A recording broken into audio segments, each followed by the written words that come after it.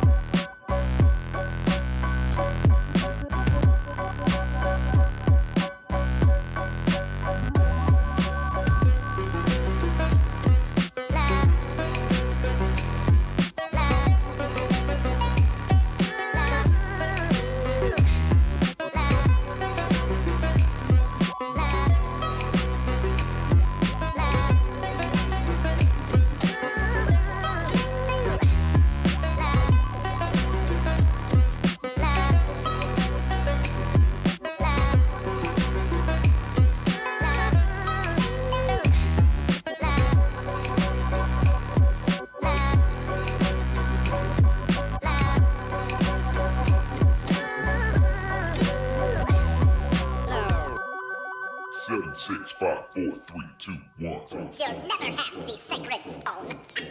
Oh, this you crazy mother.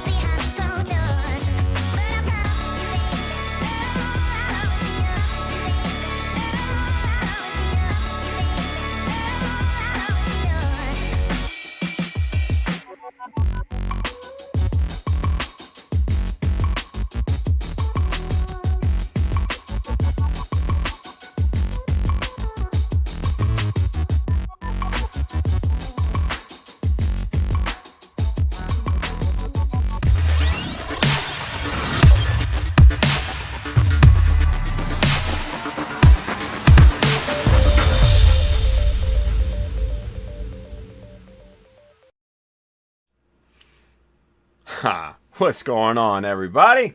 Mecha Army! Hello. Welcome.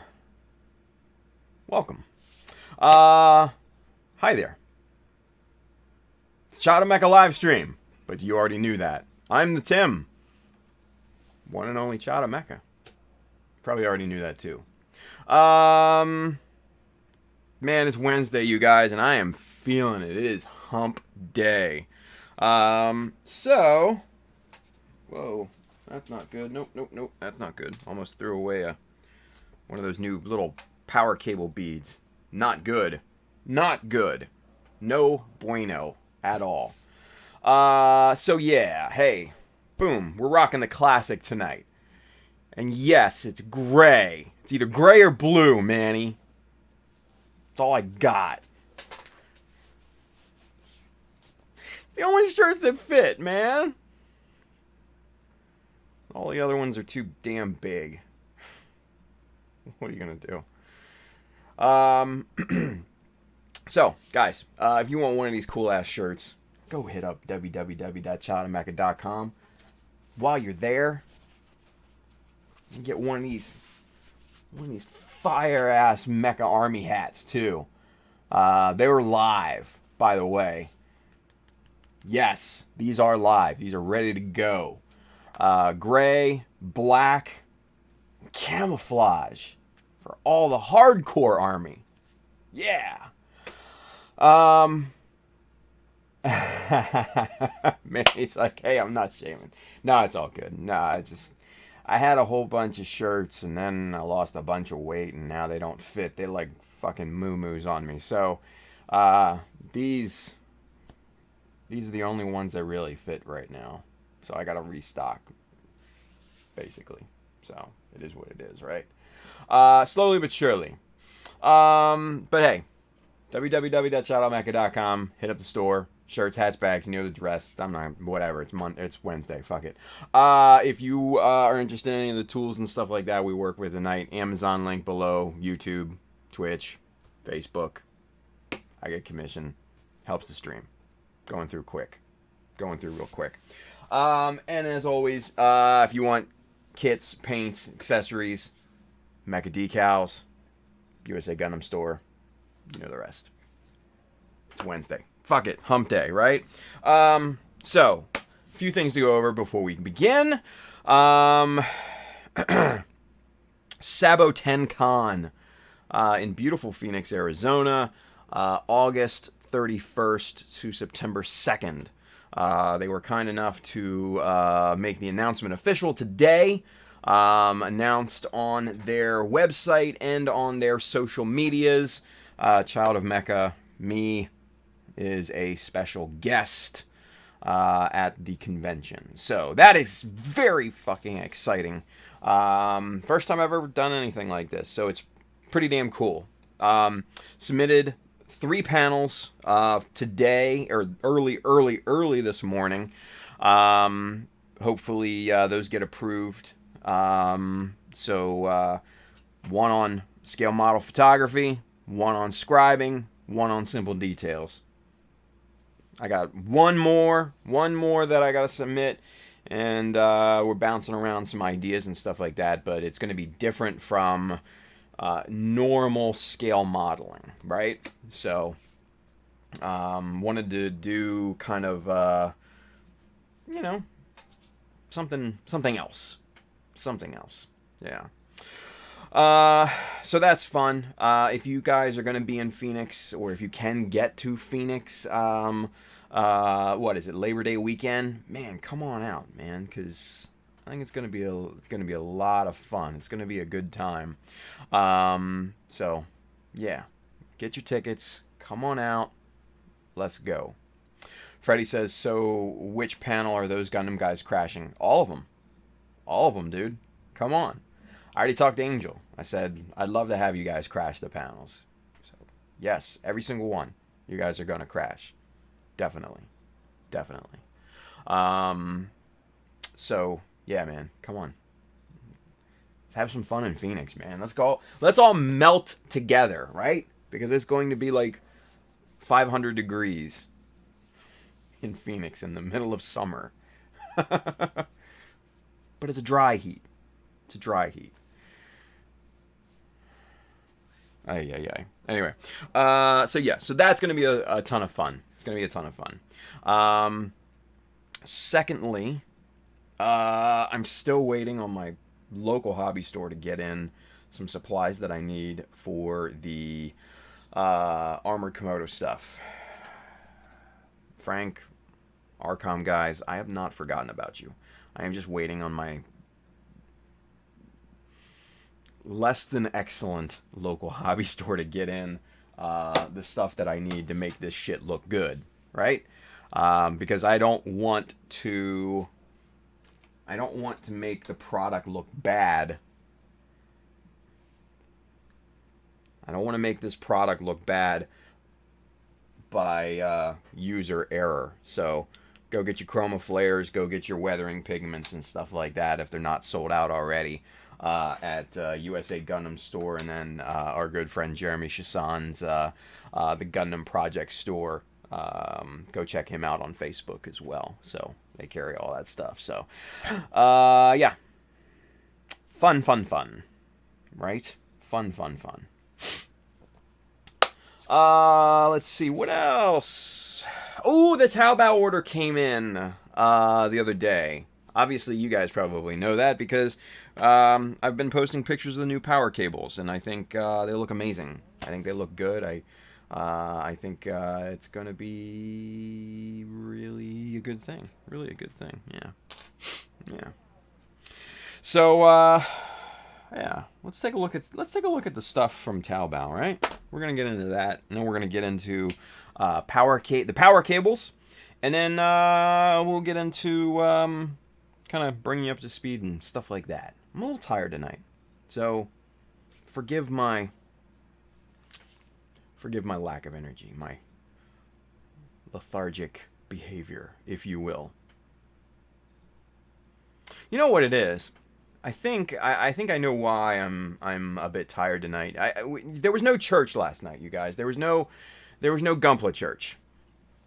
George, Mr. Old School Gumpla, usually does a Tuesday stream.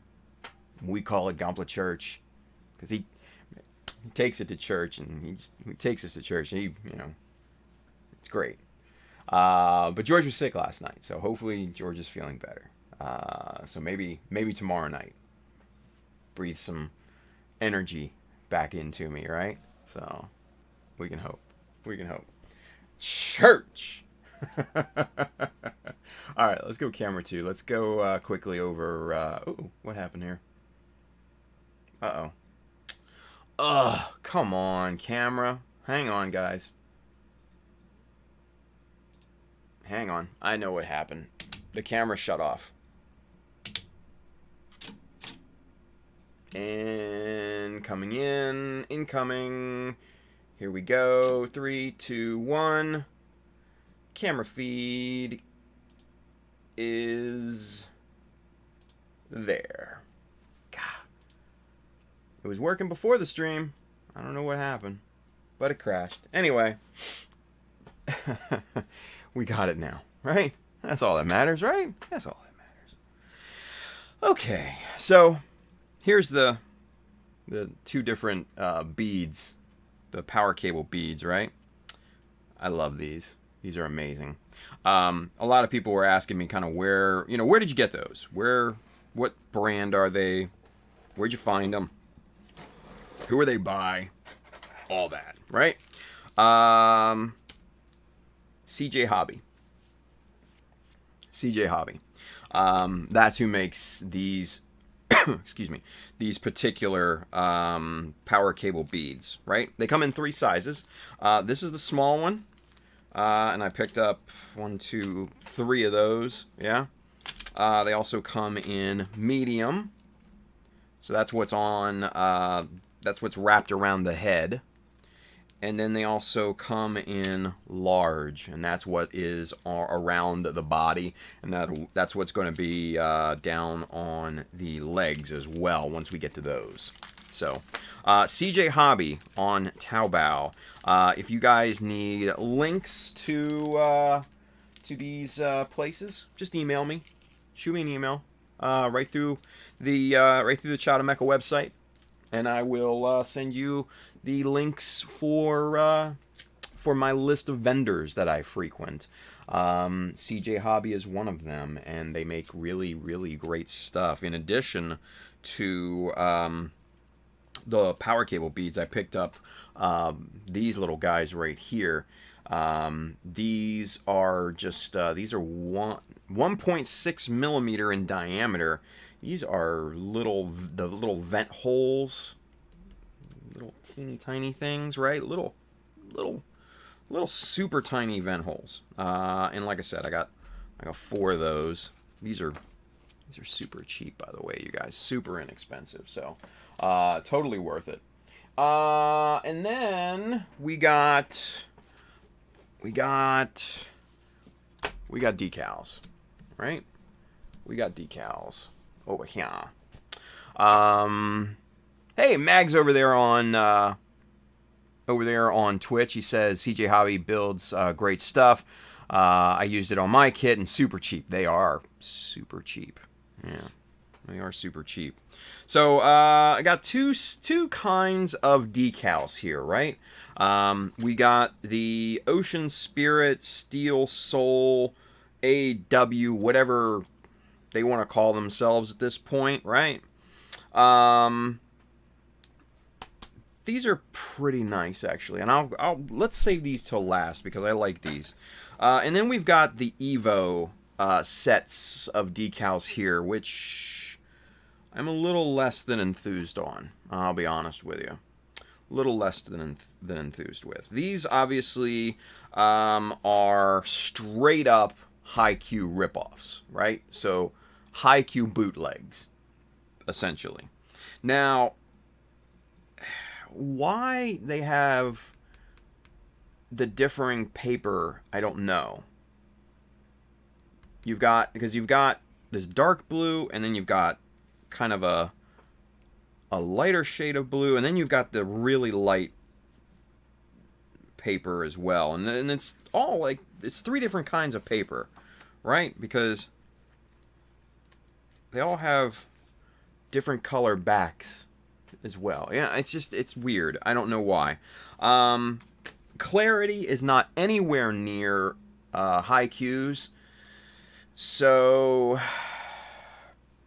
by extension, it's nowhere near Mecha Decal either, because we all know Mecha Decals are incredibly clear, right? As we have seen previously. Now, the printing on these is somewhat disappointing too, because on certain sheets, the offset is bad. This one is all white. This one's not too bad, but again, clarity is not anywhere near high Q or Mecha Decals. FYI, hint. Registration is off on a few of the sheets and stuff like that. The all white isn't bad. Let's see. There's one that was really disappointing here. Let me show you. Where this one? It's this one right here. Okay. So let's go super zoom on this, because you really should see what I'm talking about here. 5x. Boom. Here we go. Super zoom. Right? Alright. So let's go over here, and you can see plainly that not even all of the dark text on these has printed all the way, right? So that's like strike one. And it's very hit and miss. Yeah? You come down over to these guys, and registration's okay on these, right? But you get over to up here, and that obviously there should be a dashed, warning line under this, right? And it should look like that. It should look like that, right? But yet it looks like that. That, I mean, that's a waste. That's a waste, right? Now, that's not the worst crime on this particular sheet. That's not the worst crime. There's clearly a smudge on here. And you can see, especially with the circles and the lighter touches of gray, how they're very, very inconsistent, right? Very inconsistent. And as you start to go to the right of this decal sheet, it gets worse and worse and worse and worse. And wait for it. Oh, there's nothing there. Now, should there be something there? According to the clear coat, yes, there should be, because you can see right there, you can see the circular clear coat. There should be something there, but there's nothing there. Wah, wah, wah. Right? So, I can't really recommend Evo's decals, unfortunately. Well, no, I take that back. I can recommend some of them. I can recommend some of them. Some of them are actually really quite nice, right? Like this one. This one's not terrible, right? These are pretty decent. Clarity's okay. All that good stuff. Let's get into these over here. Now, obviously, again, they're nowhere near what Haikyuu is, and nowhere near what Mecha Decals look like, right? But these are respectable. These are respectable. You know, you've got your removable tank decals here. These ones right here are actually pretty decent. These the clarity on these is actually not that bad, right? So yeah. The problem, and Rushlam says, so avoid all the dark blue pages. Got it. In part, yes, but if I remember correctly, you don't know which is which. So it's kind of a shame. But, you know, extra decals if I need them, right? And especially the reason why I could and would recommend some of those sheets is because they offer more of the Haikyuu designs that are popular, right? So that's a good thing, yeah? Adam, what's going on, buddy? Adam Ryan, Mr. USA Gundam Store, he's over there on Facebook. What's going on, dude? So Evo decals, very, very hit and miss. Just so quality. So quality. Now, their resin stuff, the feet and stuff like that, top notch. Top notch. I do like those. I do like those. So, yeah. Let's see. Oh, let's talk about these guys here. These are. Let's get out a super zoom here while we're at it. 1x. Get it rid of the box. And bring it back. Yada yada yada. Okay, cool. So let's get zoomed out just a little bit so you guys can see now. These are the Steel Soul, Ocean Spirit, AW, whatever. You know, whatever they call themselves. And these are actually quality decals. Again, clarity's not nearly as good as Haikyuu, and way out of the ballpark in compared to Mecha Decal. But they're decent. These are decent. I could recommend these because these are actual gold. like true gold, like they shimmer, right? Like you can see the color change because of the shimmer on this one. So these are actually really quite nice, and I like the sizing, because you could use these on 1/100 scale and you can use them on 1/44 scale and be perfectly fine with them. Now again, clarity is always a concern, right? Clarity is always a concern. So let's take a quick look at these in super zoom, yeah?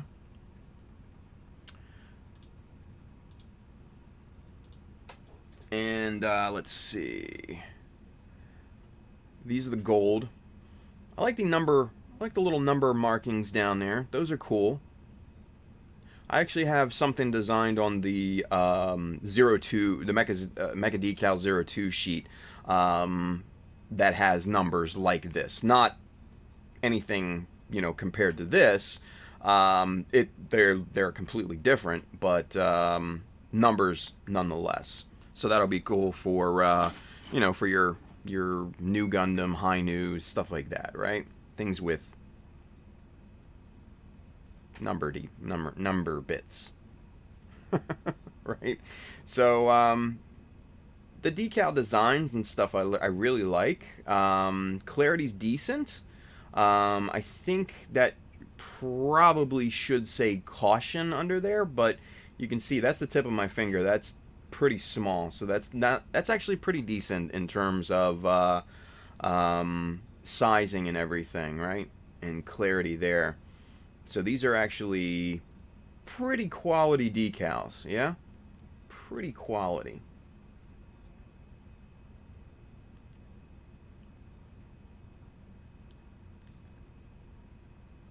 All sorts of cool designs and stuff like that. Now, the one thing that I never understand, especially with these, is all these little ones, all of them are beware hot surface. Like none of these sheets, this is the gray sheet, none of these sheets have any sort of warnings for panel locks. Which Mecha Decal 001 does.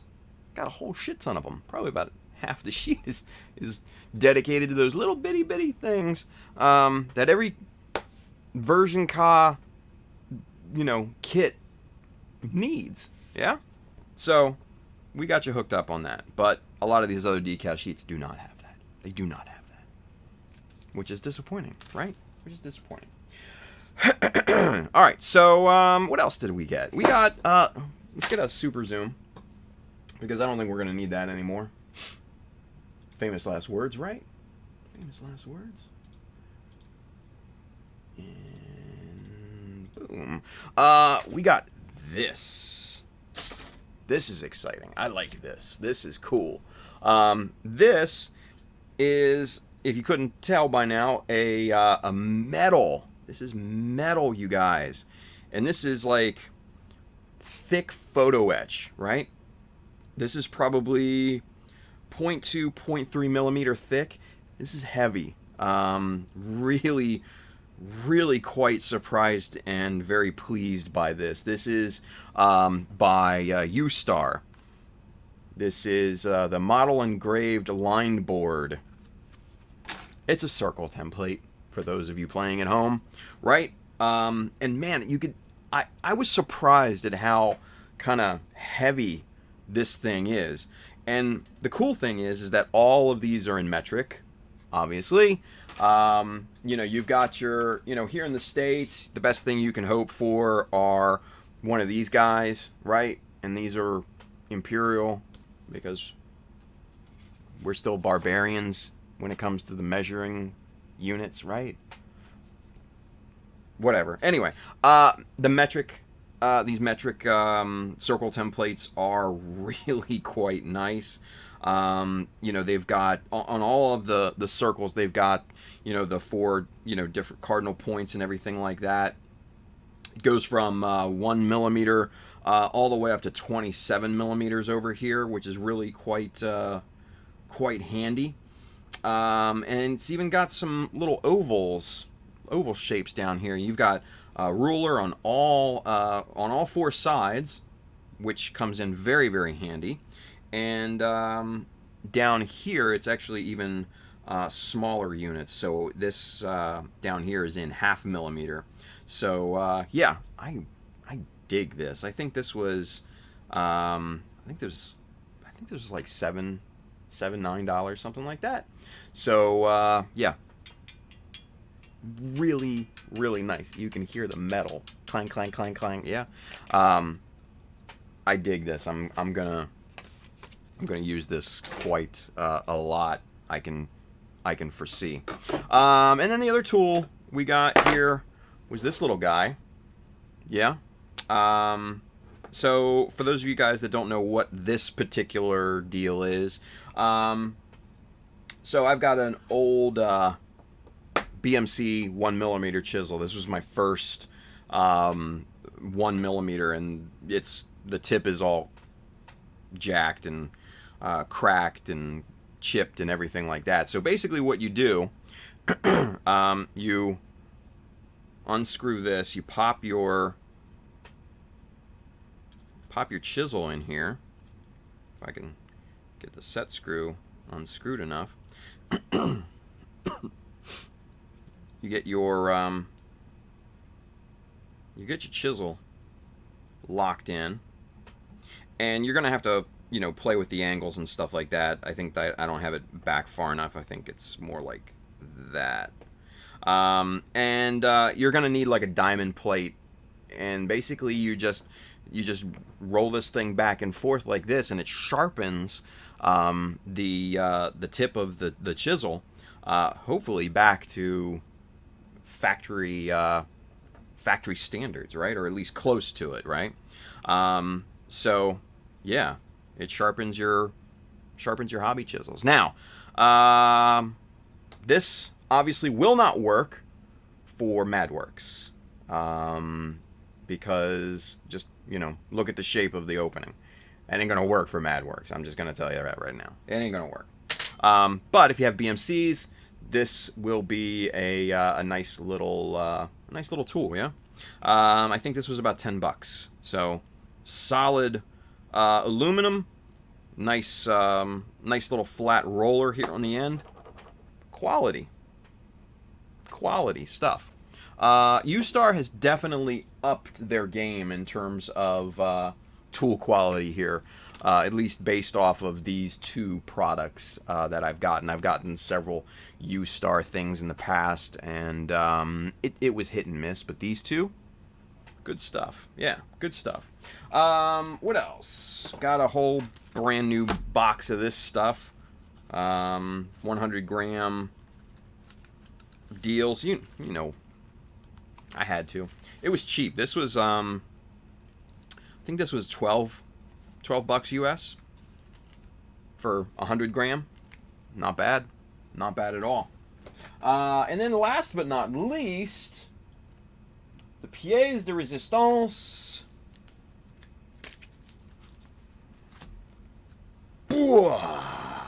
Photo etch. Photo etch as far as the eye can see. Ooh. Good photo etch too, you guys. Look at all look at all the photo etch for days up in here. Look at all this photo etch. Oof. Yes. Photo etch. Love this stuff, man. Love this stuff. We got the hooks here that we've put on the Zaku shields, right? We got these little guys. Let's actually get zoomed back in so you guys can see what's going on here. So we got these cool little hooks there. We've got a different style of heavy hooks. We've got a different style again. These are kind of triangular, trapezoidal. Some of them like right down here are kind of trapezoid colors, yeah, or colors. What? Shapes. These kind of straps, the ends fold up, so these are really cool. Got 2 of those because I didn't have those yet. Some really interesting circle inserts. These are for vents, different sized vent inserts. Really, really nice there. I got 2 of those again. These are like little kind of, grab on tab type of deals. These are kind of very, very small, and you get little etching plates here to recess these bad boys, which I kind of like. Got a couple of those. And then same things with these. These are oval in shape, and I really, really like how these look. I want to use these here in the current project. So yeah, photo etch for days, you guys. Photo etch for days. So that was my Taobao order. So pretty exciting stuff all together. Decals were a bit of a disappointment, I will admit, but overall, everything else I thought worked out really well. The power cables especially, you guys. Power cables just looked fire, right? Speaking of which, that right there is a good look. That right there is a good look. R for James, or Andrew 2 says, check Facebook Messenger. Okay. For you, Andrew, I will. Speaking of which, whoops.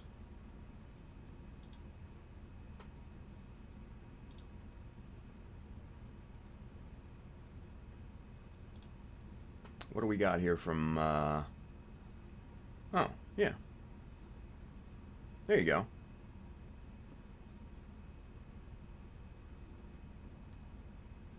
Aw.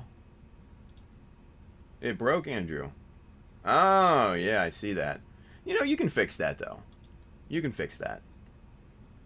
You should be able to fix that, buddy. Yeah. So basically what Andrew linked to me was a post on the Chicago Builders Facebook, Gundam Builders Facebook page, where he posted, and one of the Evo feet had a bubble in a crucial location, and it broke on him. But I think you can fix it. I'm confident. Yeah. George, Mr. Old School Gunpla, Tim, any recommendations for metal pipes for 144? Yeah, dude. Like I said, the CJ Hobby comes in small, medium, and large, right? These are the mediums. These are the larges, right? So if you scaled down to 144, these would be for the waist and stuff like that. And then they have smaller ones for the head. So yeah, CJ Hobby. These are great. These come in different styles and also in different finishes as well. They come in bright silver, they come in gold, and then they come in this kind of dark steel color, right? So good stuff. Good stuff. So, man, I am loving how this looks, right? And underneath of the beads and everything, there are no heat bent rods. Those have gone away because I like this look better. And I'm gonna show you how to achieve this look here as well. But until that point, let's get this taken off here, because this is they're still a little fragile because I don't have them set in anything securely. So we're gonna get that guy taken off there. We're gonna get this head taken off, and we're gonna bring you up to speed with how the backpack's coming along. Let's just take off the pieces of the head here just to be on the safe side, right? There we go. Alright, so aside from this awesome looking power cable, And James, Mr. Nozaku Boy says, Tim, do you paint your ones? I always tend to paint the metal beads. No, I'm not going to paint these. But what I will do is brush a bit of the Tamiya weathering powder on this, just to bring down the shine on these. You can make metal look great with the Tamiya weathering powder. Did that on both the Ozymandias and on the Jesta. It just, yeah. Once you hit it with either the oil stain or the soot color from the Tamiya weathering powders, it looks really, really good. So, yeah. Let's see. Phil builds stuff. Go check him out on Facebook. He's in the chat. What's going on, Philly? And then I think Craig is with us, right? Mr. Craig Flynn, Nozaku Boy. Yeah. So bunch of folks in the chat tonight. So thank you for watching, guys. All right. So aside from the kick-ass looking power cable here, and we're gonna separate the backpack from the front here, and that'll pull out the power cables here. We're going to get to the power cables here in just a minute, but I do want to kind of bring you guys up to speed with the backpack and, you know, what we're doing with that. So we're going to set the chest off to the side here. Now, the backpack, for those of you that haven't seen, we did basically the coupling area in here up at the top. We did this little detail up here last stream, but after that and yesterday we added this big old vent down here on the bottom, right? And are we zoomed in all the way? Yeah, we are. Okay, so let's get super zoomed in on this, because I do want to show you guys this a little bit in more detail. So let's go. Boom. All right, so here's the vent right here that I've added, right?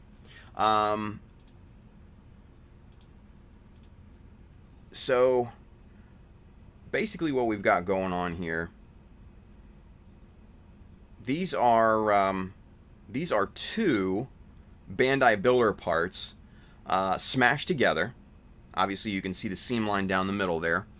Smashed together, glued onto a 0.5 millimeter plate for backing, and so those are fused together, rescribed the lines in here, sanded everything smooth, so now this is one perfectly aligned vent, and then framed everything out here in a 2 millimeter by 1 millimeter strip, beveled those up all the way, and then outline scribed those to meet up with the side scribe there. Yeah, and man, this just is a good look, right? So, and then this is just going to be located obviously underneath like that, and yeah, I just wanted something simple under there. I didn't want anything crazy. I didn't want multiple little vents or crazy plastic details or anything like that. I just wanted I just wanted something simple. Just simple. Simple is good. Simple is good, right? So that's what that guy looks like, right? And we're going to work on that here in a little bit as well, because we've got to add some additional details to the outside here, and I want to run some half-round pipe on this here too. So I'm going to show you how to do that. Last time I did that was the hummingbird on the wings and stuff like that. Very labor intensive, but the look is really good. The look is really good. So, but before we get to that, I want to show you how we get these guys here, right? So you take off the actual power cable beads, right? And you're left with this you're left with this spring, right? And the spring comes with the power cable beads, so that's a huge plus. They include that in the package. So here's the larges. You get this nice spring. You get this little flexible kind of wire in here. That's garbage. I just threw that away. But the inclusion of the spring is actually a quite convenient thing. Now, you may be asking yourself, well, how does it hold that shape, right?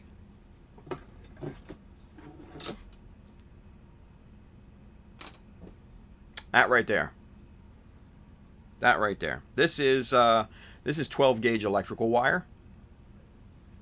You can see the copper in there. Same thing right in there, right? This larger diameter of spring fits perfectly over this 12 gauge wire. Great stuff, yeah? So, it, like a glove, basically. And then you can bend this, holds its shape perfectly. It's rigid enough to where it's not going to stress under pressure, but it's going to hold its shape very reliably. Very reliably. Now, what about this little guy? Because that's a lot smaller, right? I'm glad you asked. Again, 12 gauge wire. You can see the copper in there, right? You just have to strip the sleeving off of here. That's all you got to do. You guys just got to strip the sleeving off. So, real simple. You cut a little piece of this. Don't use your nippers with this. Use wire cutters. Please. Don't waste your nippers trying to cut 12 gauge wire. It would be very, very bad for you. So, real simple. You just basically cut the sleeving off of this. You got to be very careful. Start from the middle, cut one side, spin it around like this. Cut from the other side. Trust me, it'll save your fingers. Shit. Gotta keep a good hold on it though.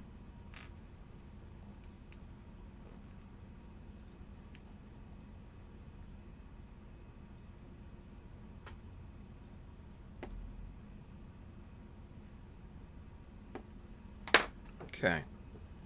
And then this stuff, just as you can see,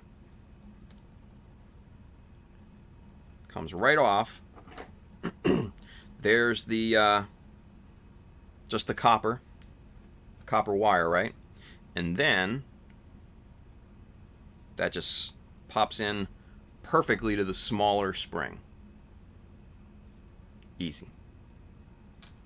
So, that's what this guy is made of right here. It's just the copper wire with the sleeve taken off. Got the spring wrapped around the wire, and then the beads just slot onto that. Voila!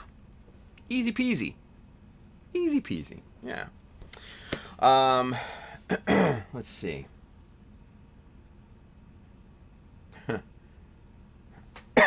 Excuse me. Yeah. You know, and like James said, Nozaku boy, you know, that's why I bought wire strippers. So much easier, and they were $5. Yeah. Yeah. Very simple. Very simple stuff, guys. And you can get a roll of this stuff at a hardware store for next to nothing. So, yeah. Yeah. Easy. Real easy stuff. All right. Now, obviously, this is not the shape of the power cable that we want.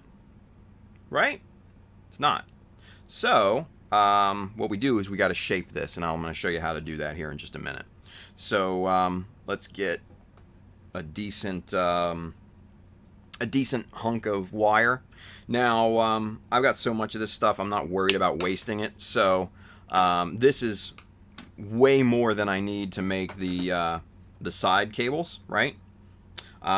So what I like to do, I've got this one shaped already, right? So this one is basically ready to go. Now, what I have to do is mirror as close to this shape as possible. Yeah?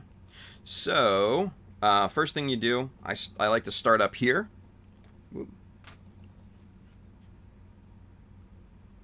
I like to start up at the top here and mimic the shape, right? So, if we start right there, we're going to need to start bending this right about there, right? Because that's where the bend starts on our finished one, right? So, just with your fingers, because you want this to be gradual enough to where the beads can start to fit around this. And you just start bending it, and we want to see if this matches up, this way. And now that's looking pretty good.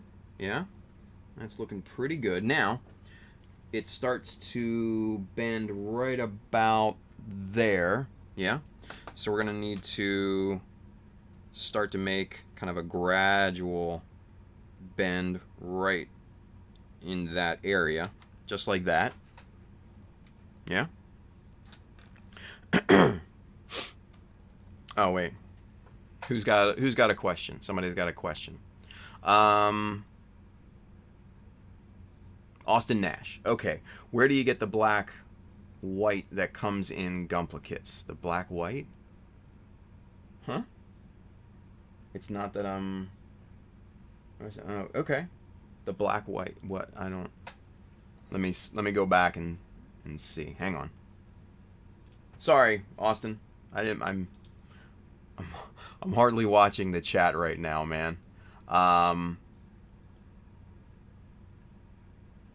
Let's see.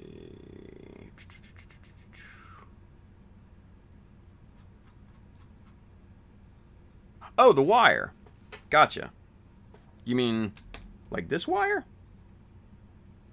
The black wire in Gunpla kits. Oh. Okay, so the wire that you get in kits, it can be, it's all pretty much electrical wiring, but just in different gauges, right? This is, I believe this is 12 gauge wire. So this is pretty thick stuff, but they make different gauges of wires. What I would say is check the hardware, your local hardware store that carries electrical components and things like that. You know, your big box stores, Home Depot, Lowe's, places like that, Ace Hardware's, if they're still out there. Check the different sizes of cabling. You know, maybe have a maybe like a scrap piece or something like that. If you have any, take it with you. Compare it to what is there, right? But yeah, basically all it is electrical wiring, because it's cheap and it's readily available. Yeah, simple stuff. But hopefully that answers your question, man. Hopefully. Gremlin says, yeah, the only reason anyone misses Radio Shack. Yeah, this is true, right? Because the fucking wiring. Austin says, thank all your angels, Raffle. I will check out some stores. Yeah, cool. Awesome.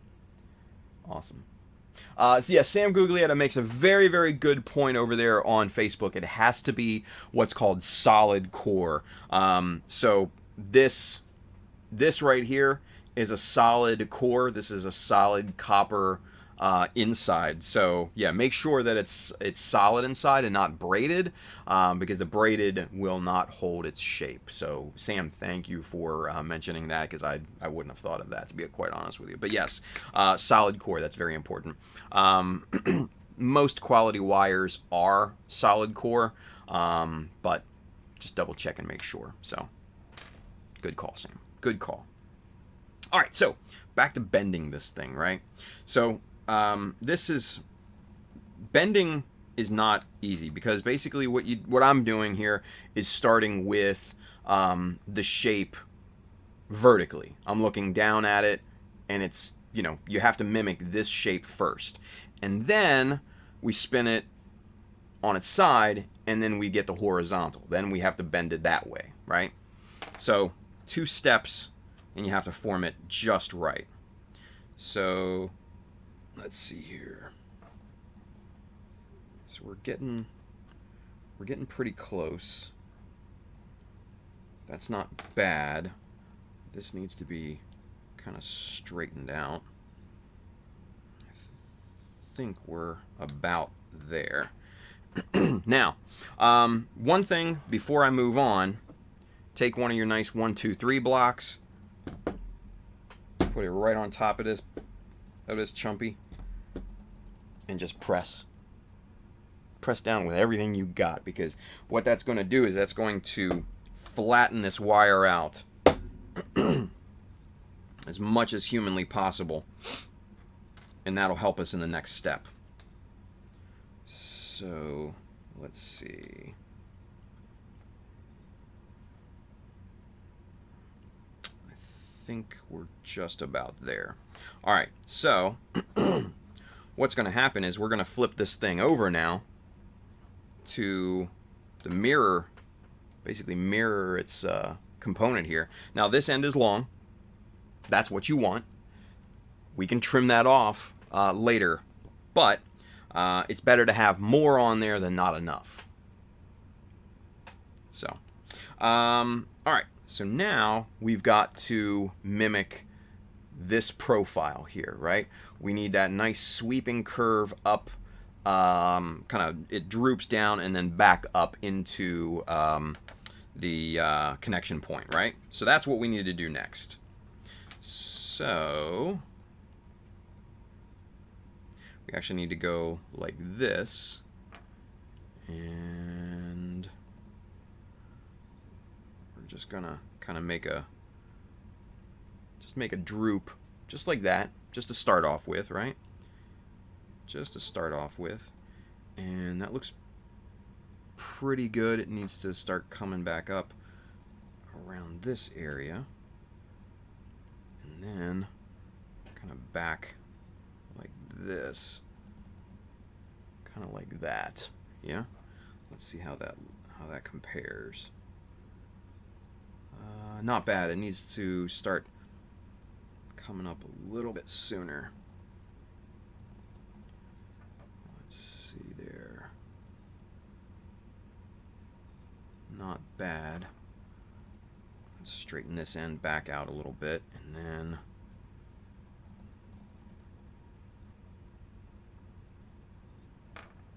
right here up, and then there. And this is all just fine tuning. This is all, check your work, check your work, check your work.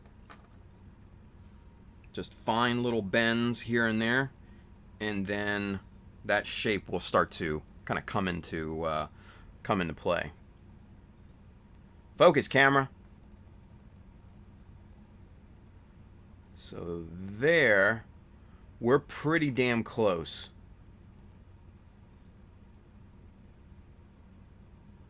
We're pretty close. Let's let's mock this up to the chest and the backpack, right? Alright, so we got that there. So that's basically what it would look like mocked up right now.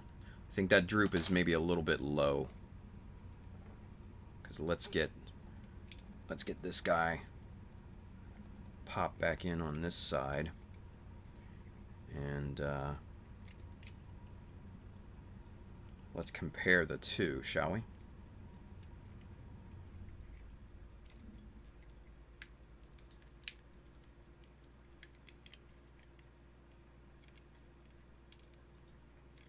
Okay, so that's what this side looks like, right? It comes down just to about right there, yeah?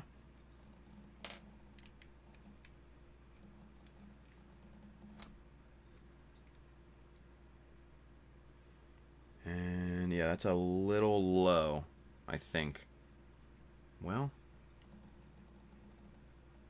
actually, maybe not. Let's get this thing trimmed.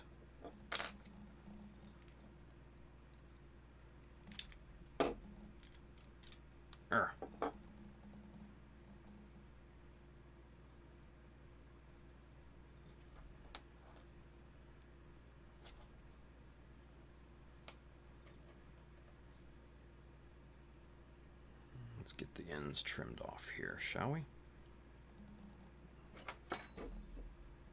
About the same length. Woo! That went flying. Alright. And then, so we've got a nice little mirror of each other right there. That's good, yeah?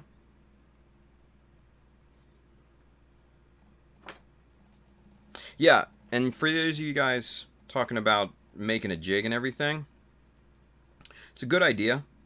I don't know, for this, I can work quicker just by, at least for me, I can work quicker just by, you know, this method. But that's just me, right? That's just me. For those of you that are more comfortable with making kind of a bending style jig, like almost like what they use for, like, you know, custom motorcycle frames and stuff like that, you know, other metalworking and stuff, that's a great idea. That's a great idea. Me, I just know I'm gonna work quicker just by finessing it. That's all. That's all there is to it. That's all there is to it. Okay.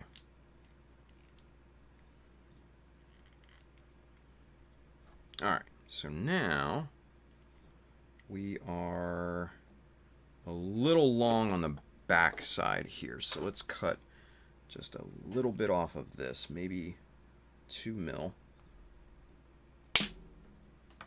Watch your eyes when you cut that stuff, because that shit goes bouncing everywhere, right? But we pop that in there. That is not too bad.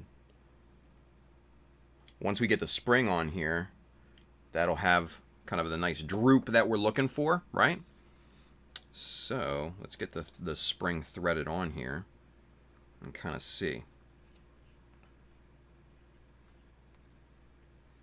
Now, this spring over this particular wire is a little bit tight, so you do have to kind of thread this on in stages, right? And getting around these tighter corners is a little tricky, but completely doable. Just gotta finesse it, right? Just gotta finesse it.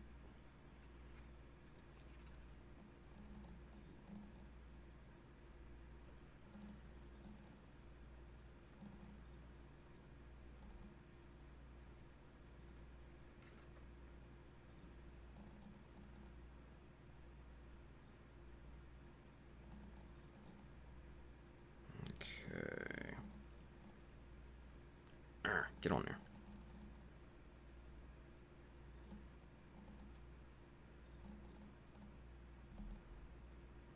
Trying to get it right up to the end of this thing. It's always the tricky part. But I think that's what we're looking for, right? I think that's what we're looking for. So we're going to find our end here. Right about there. Take your wire cutters. Pop that bad boy off of there. All right, so there's our duplicate side, right? So let's get this threaded on here and get it popped into the power cable little thing up front here, this little bundle, or whatever this sucker is, right? And now let's look at it from down here, right? It looks fairly symmetrical. This side is a little loosey-goosey right now, so that's all fine. But that's pretty damn good. We got a nice droop there. Kind of got a nice droop there. Yeah. I'd say that's pretty damn symmetrical. Yeah. I dig it. I dig it. So, that's all you got to do, guys. That's all you got to do. Simple. Simple. Really simple stuff.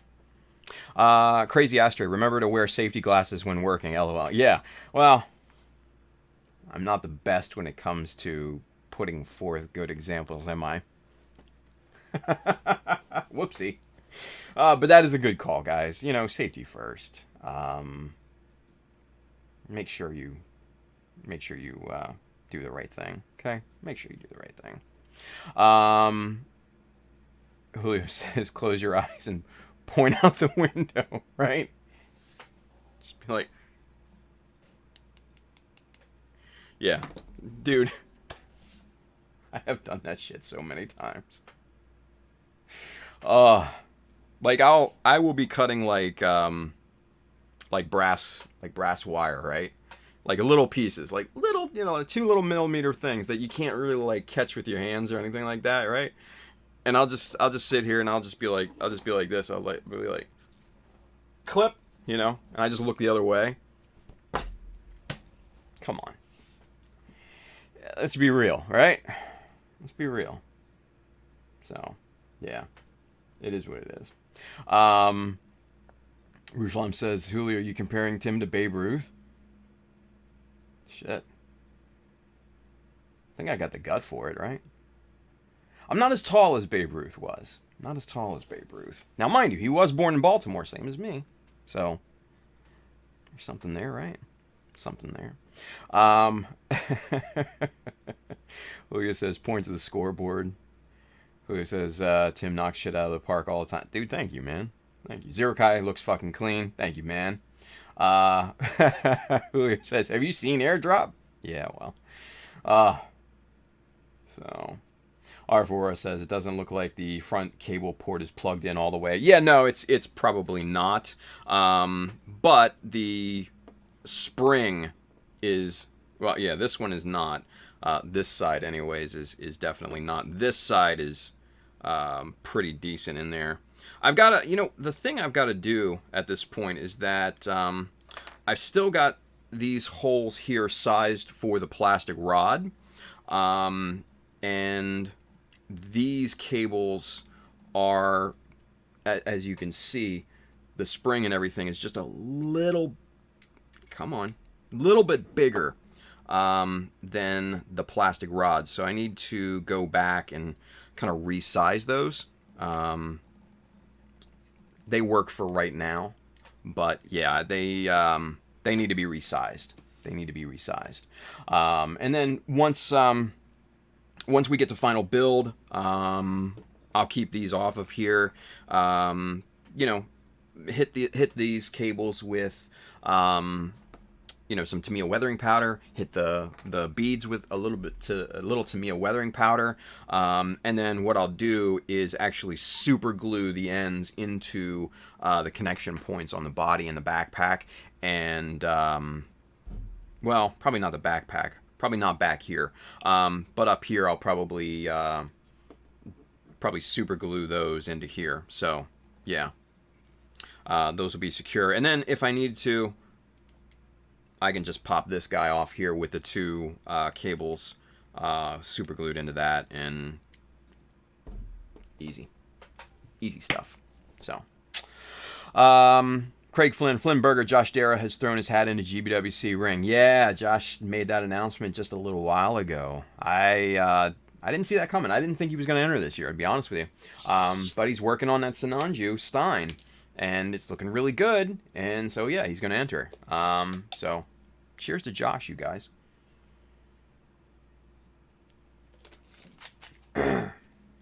One of my dudes. So, Giant Mega Robo looking good. Thank you, buddy. Hey, you know what's really looking good is Giant Mega Robo's crazy perfect grade Zaku. If you guys have not seen it, he is greebling that some bitch like there's no tomorrow. So definitely go follow Giant Mega Robo on Instagram. It's so worth it. So worth it. Mind you, I can't catch the 5 a.m. builds, man. I don't have it in me. It's too early. And if I do, I'm usually still awake from the previous night. Just an admission. So, I caught like one or two of the 5 a.m. builds, but man, I'm usually in bed. But yeah. Flynnberger, Craig Flynn, he says, I love his energy at the event. He has his nose to the glass for all the entries. Yeah, I mean, he just, that's just how Josh is. He's like a big kid, man. I love the guy to death, right? Gremlin says, I really want to see this Zaku primered up already. Dude, yeah. One step at a time, right? One step at a time. Gremlin says, not that I want Tim cutting corners on the thing, waiting for the payoff from watching all these streams and soaking in the knowledge. Yeah. I mean, that's what we're doing this for, right? That's what we're doing this for. So, this is fun. This is fun. Imparting knowledge and interacting with you guys, even though haven't done a lot of it right now. That's part of this, man. That's the fun stuff, right? That's the fun part. So, all right. So you guys, that's how you make custom power cables. It's pretty simple. A lot of trial and error, right? So don't be bummed if you fuck up like 3, 4, 5, a dozen of these, right? This wire, this 12 gauge wire, is very, very inexpensive. Very inexpensive. Your time, that's what's worth the money, right? That's what's worth the money. Knowledge is free, time costs. Always remember that. So, don't be afraid to mess up and do it over again, because the effort that you put into it, well worth it. Well worth it. Yeah. So there you go. All right. So, what's next? Well, let's start to take a look at this, the underside of this here, this gigantic vent, right? And I know it's hard to see the vent slats. And you can kind of see it there because this is all white. But these are Bandai builder parts, right? And I'll show you exactly what part they they are here. This is the plate, the mobile suit plates, and these guys right here. Both of these. So I cut 2 of these out, right? Popped off 1 millimeter off of each. I did that with a chopper. Just, made the setup for a 1 millimeter cut. Chopped off each end. And mind you, don't throw these away. Do not throw these ends away. These are valuable pieces that you can add to some model, right? Even though they're super tiny and they're 1 millimeter, right? Just these little guys right here. But these could be great little vent detail pieces for something else. Yeah. Don't throw this shit away. Don't throw anything away. Ever. Be a hoarder. Get on a show. No, don't do that. Marie Kondo that shit. If it doesn't bring you joy, throw it away. But this stuff, these little things, will definitely come in handy at some point in the future. Save that. Save those little things. I have like a little shelf back here, kind of behind the desk and everything, and I just keep miscellaneous crap on there that I don't want to throw away. Right? Got scribing jigs mostly on there. I've got little detail pieces that I've cut out that I didn't use on other things. Right? Save that stuff. Save it. Right? So anyway. This gigantic vent here, like I said, is just 2 of these trimmed and smashed together on a 0.5 millimeter plastic sheet, right? Just to get them lined up and everything, and alignment was crucial, right? So when you go to glue them down, use a straight edge, bump that straight edge right up against the edge of it, and you'll get these suckers lined up in no time. Yeah. And then what I did was I just super glued 2 millimeter plastic strip all the way around them just to form kind of a frame.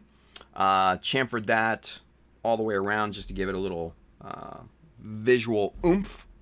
And then just did a outline scribe all the way around the box and frame and everything, and then I tied that into some of the panel lines on the side, so it's just a nice clean look at this point. Now, like I said at the top of the show, I want to add a little nuggets of detail onto this thing. Basically, I want to get some surface mounted hosing popped onto here. Now, we could use little brass rod like this if we wanted to. We could use very thin plastic strip or plastic rod and stuff like that. But for me, that's kind of the easy way out. You guys know me. I sometimes like to torture myself, but it's all for the betterment of the model. It's all for the good of the details, right? So what we're going to be doing is we're going to really kind of kicking up the pain. And let me see if I can find, here it is. This is the half round. So we're actually going to be using 1 millimeter half round right here, half round strip. And what we're going to be doing is we're going to be routing this strip off the sides. We're going to build a little block here to mount this strip to. We're going to route it up this surface, over this kind of hill, back down onto here, and then straight up into this little demarcation point right there. So that's what we're going to do. Now, all of this would basically fall underneath the strapping technique, because that's all that this is. It's all that it is. Now, there's a little bit of an extra added difficulty level, because this is half round. This is not strip, so we just can't cut it straight and all that, right? It's just not going to happen that way, because it's not going to retain the same look that we're intending. We're intending this to look like surface-mounted piping, right? And like I said, the last time I did this was on the hummingbird wings, and that was a huge pain in the ass. So this will be no different. This will be a huge pain in the ass. But it'll be worth it. Trust me. Trust me. Okay? Trust me. So, first things first, we need some blocks on we need some blocks on this side here. Yeah? That's going to be step one. So we just need some nice square blocks. So what we're going to do, that's too much, so we need about 1.5 millimeter. Where's my 1.5 mil? That's 2 mil. I believe believe this is 1.5. This is. Okay, cool. So this will be a perfect size for this endeavor right here, right? 1.5 on both sides. Now, we need to find the thickness of this. I believe this is 0.5 mil. It is. Okay, cool. So, now, this is 1 millimeter half round. So it's 1 millimeter in diameter, cut in half, 0.5 millimeter in height. Okay? So, if we take 2 little bits of this strip, stack them on top of each other, that'll be 1 millimeter. That'll be perfectly fine for what we need. Yeah? Easy peasy. Lemon squeezy. Okay, so with that being said, let's pull the chopper in here. Let's get this puppy set up here for what we need it to do. Let's get you zoomed out here so you can kind of see the setup a little bit. All right, so pull that off. We need 2 millimeters. We're gonna make a 2 millimeter block. Is that gonna be big enough? I don't know. Let me see. We might want to go for 3. Yeah, let's go for 3 millimeter. Actually, you know what? Screw it. Let's go for 4. Why? Because why not? Right? So we got our 4 millimeter piece. Pop that right up against the blade. Cram your stop block right up against that strip. Now you've got a 4 millimeter gap in here, right? So we're gonna get our 1 millimeter or 1.5 millimeter piece. Cut the end off of that. There's 1 level. There's 2 levels. So there's our block, right? There's our 2 pieces for the block. So we're going to set the strip off to the side. We're going to pop these guys off to here. We're going to set the chopper off to the side because we're not going to need that until later at this point, right? We're not going to need that until later. So, what we need to do first, since we're handling such small little things, get your eyes on, right? Get your eyes on. Excuse me. Let's see.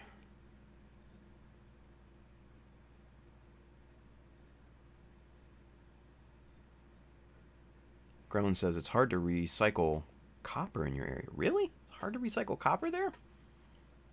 Shit. Copper's like premium.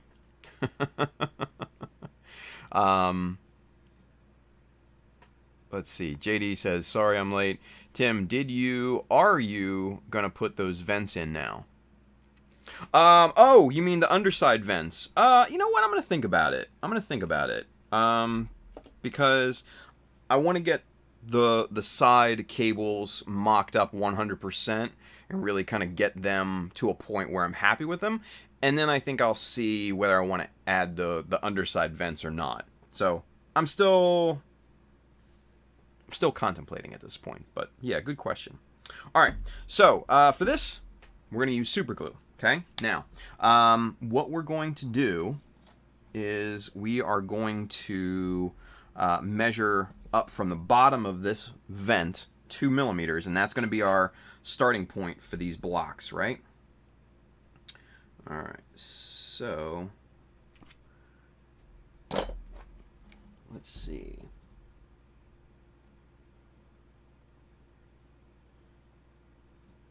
Mark our 2 millimeter right there. Okay, so that is where our vents are going to start to be installed, right?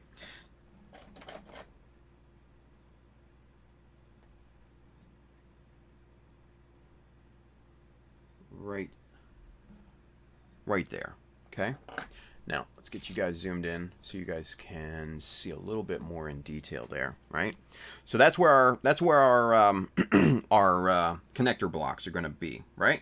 So, excuse me. Let's get this guy off of here.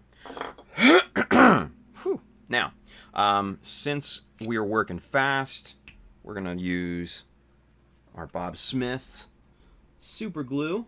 Let's get the crud off the tip there. You never want a cruddy tip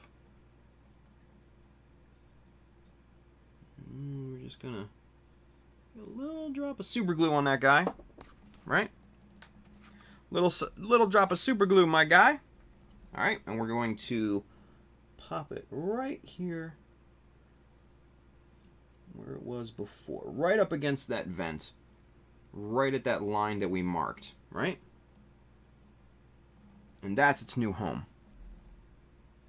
Simple stuff. Simple stuff. Now, we're going to do the same thing for the other one. And we're just going to stack these guys. Yeah? Simple stuff.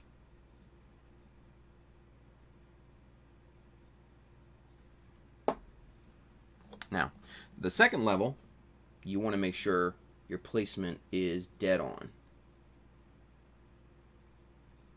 That looks good.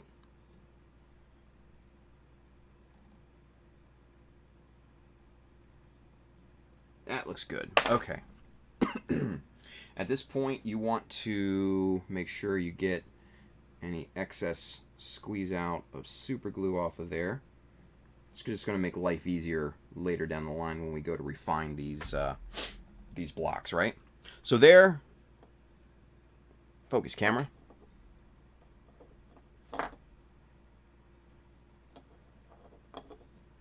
Doesn't want to focus. Son of a bitch. All right, fine. Let's see.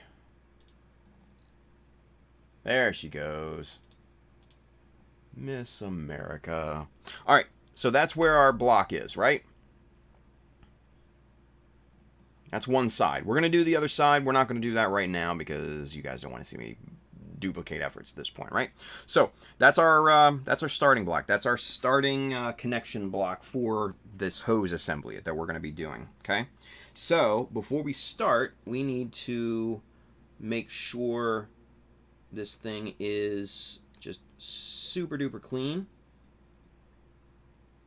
So we're just going to make sure all of the edges are nice and flush with one another. Okay. So we're just going to trim up all three sides.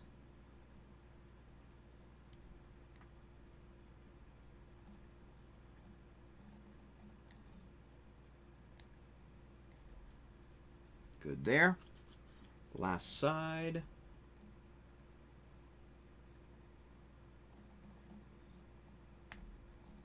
Boom. Just a quick cut right down into it. Gets that super, super clean.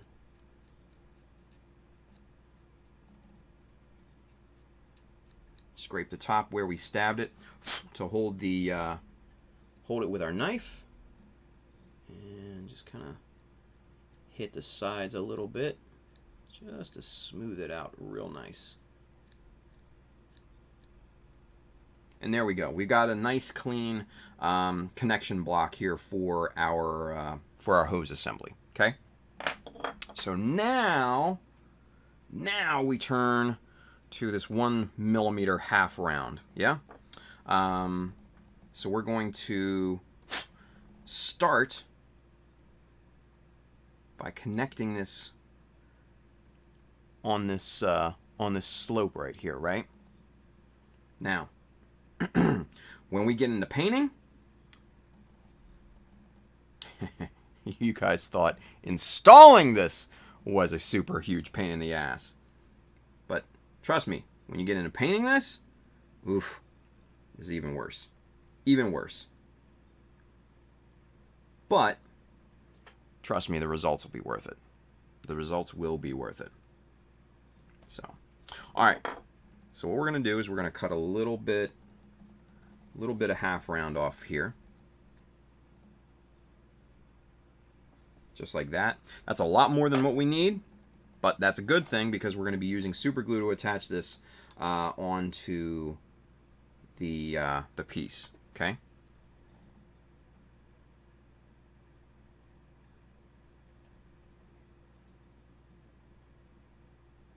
You don't want a ton of super glue on there. You don't want a ton. Just enough. Okay. All right. So here we go.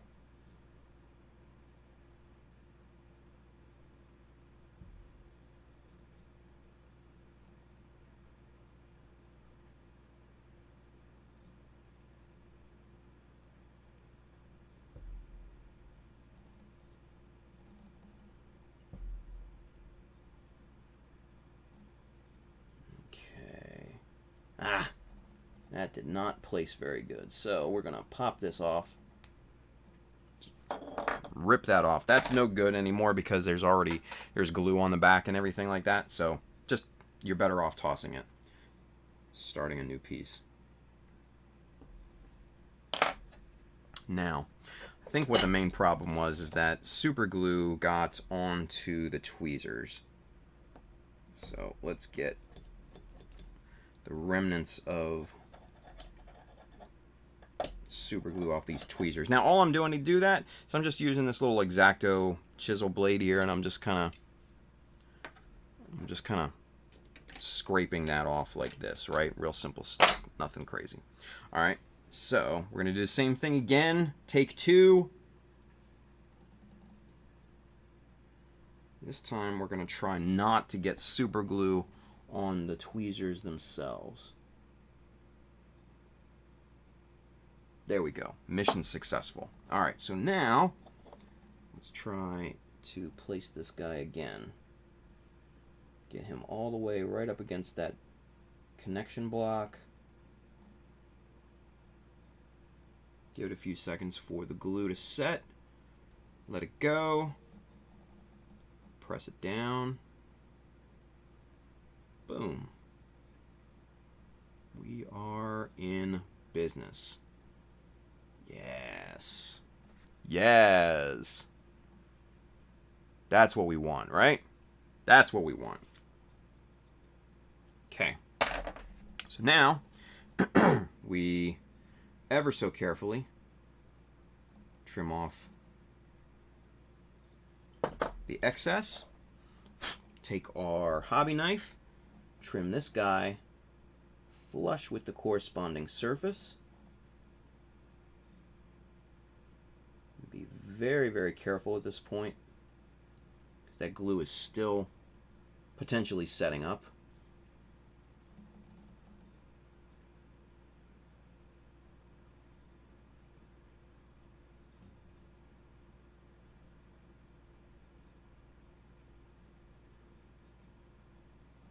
That looks good. All right, cool. Now, we just keep going. We just keep it going, right?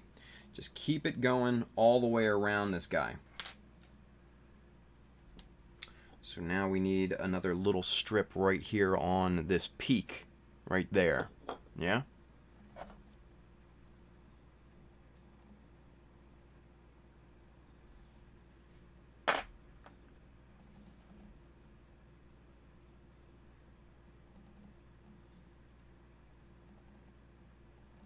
Right there.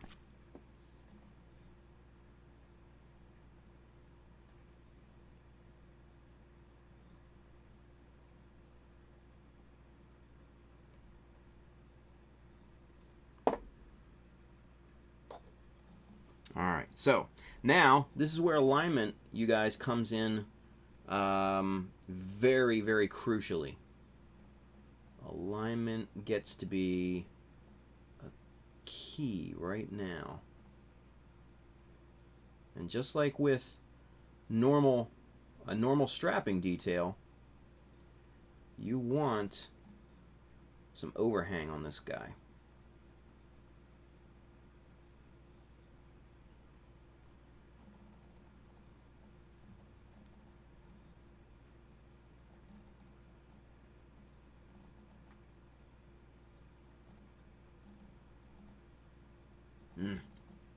Okay, so that looks like we didn't get enough. We did not get enough glue on this surface here. So pop that off here. Let's get a little bit more glue on this guy.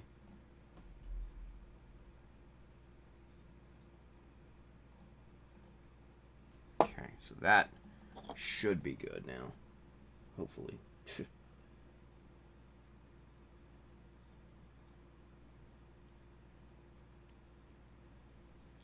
Oh yeah, much better. Much better.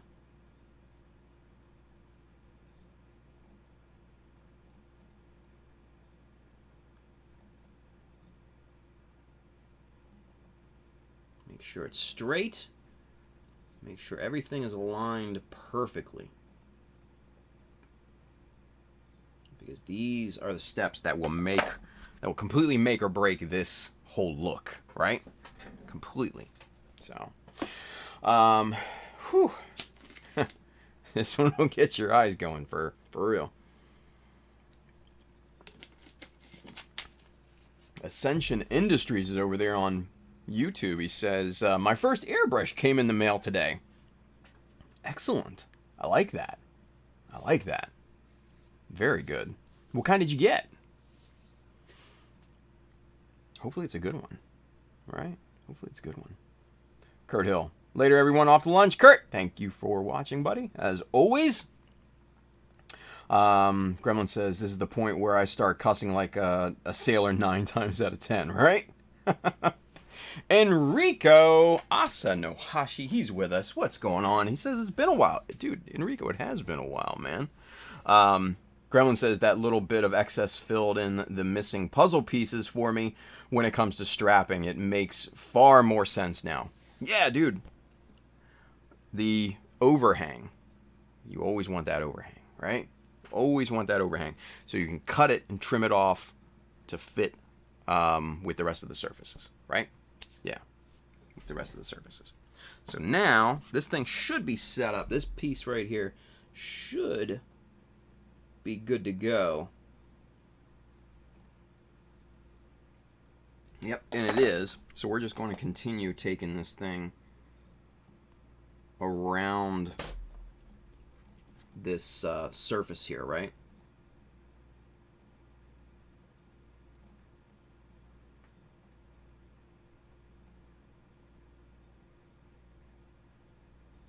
Just like that. Trim it ever so carefully. Now, what we're going to have to do, because this is half round, when you overlap the different half rounds at the corners and everything, that is going to leave a square end on one point. We don't want that. We want that to round over and follow the curvature of the half round, right? So what we're going to need to do is we're going to need to come back and shape that with either a hobby knife or sandpaper or something, right? That's going to be the fun part, you guys. I'm not going to lie with you. That's just going to be fucking tedious. There's no other way to describe that. It's going to be tedious, right? It's going to be super tedious. So, Ascension Industries, he says, Mr. Hobby Pro Conboy WA, nice pickup. Nice pickup. Where did you get that? Spray gunner? If you're in the States, I would imagine so, because I think Spray Gunner is like one of the very few places that actually carries the Mr. Hobby line of airbrushes here in the States. So, Ascension Industries is also cutting my first parts for my 4th build, so we'll be following these streams for a while. Awesome, dude. Well, welcome, man. Oh, found it on Amazon. What? Holy shit, that's surprising. Man, good pickup, dude. Good pickup. Well, hey, welcome to the Mecha Army. Good to have you. Good to have you. Cool. So, continuing on, wrapping around this this deal again, right? Wrapping around this bad boy. So we need a bit longer piece this time around, because this here is going to be a longer surface. So we got a little longer piece. And let's make sure, because we're gonna go right down in this direction here. But now that I look at it, what do we want to do? Because what's going to happen is it's going to have to come down this little hill right here, but then it's going to have to transition over to this surface to end here at this designation point, right? So what I think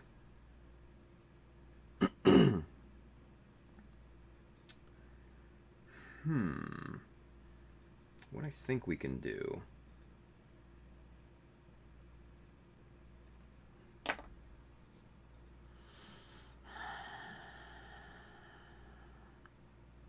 Okay, you know what? We're going to make an executive decision, and we are going to actually cut it off right here at this surface. Method to the madness. Because, now that I think about it, this piece here, yeah, see, that piece there will pretty much cover up everything on that side. So if we just determine that there, yeah, I think that's what we're gonna do.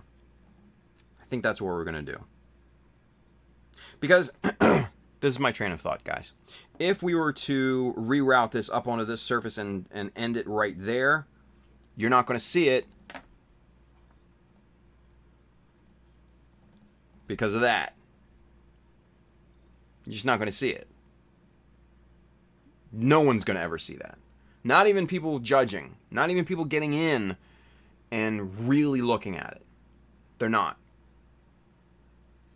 So we do it another way. Plain and simple. Never, ever be afraid to refine your shit. Look at the shields. Refined, right? We had something completely different. We didn't like it. We refined it. Plain and simple, right? Plain and simple. So, let's get rid of that piece. One thing I forgot. Because we are ending it at this surface here, we need to under bevel this end piece right here. So take your hobby knife and just kind of undercut that bad boy, and that should be good enough to punch right up to that spot, and it is good. Okay, so now again, we cut off a little bit more than we need. Okay, make sure your beveled end is away from you, and let's get a little super glue on this guy.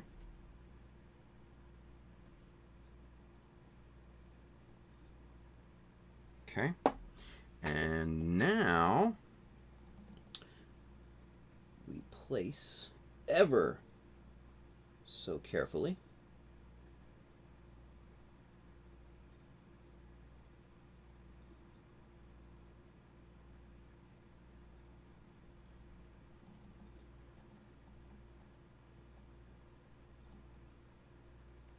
okay, and we press to install that. And man, I think we got a winner.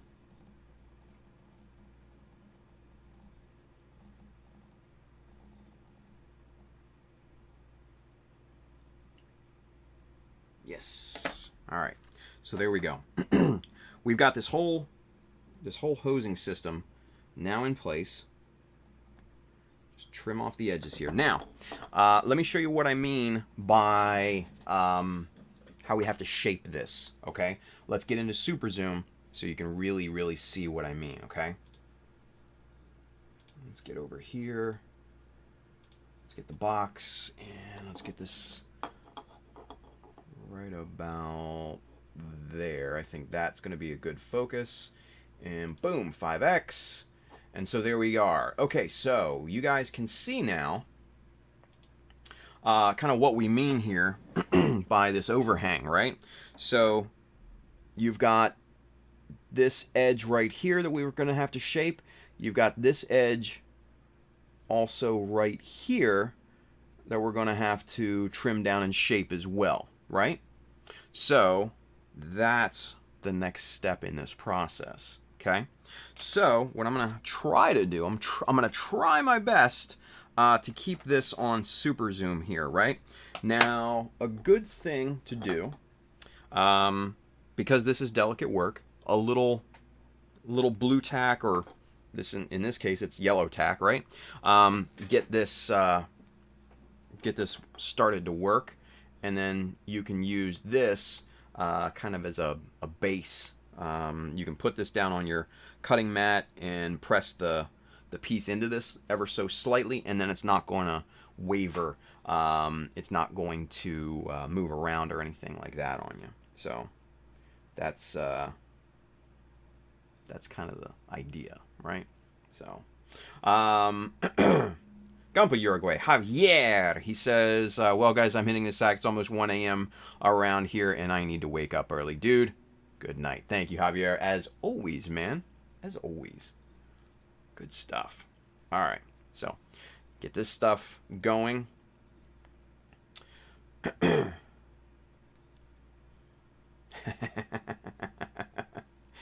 Nice.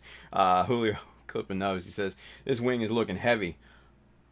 I'm going to call it Fat Pigeon instead of the Hummingbird. Nice. I like it. I like it. I like it. Cool. All right. So we've got this stuff all kneaded up. This is nice and soft now. So now I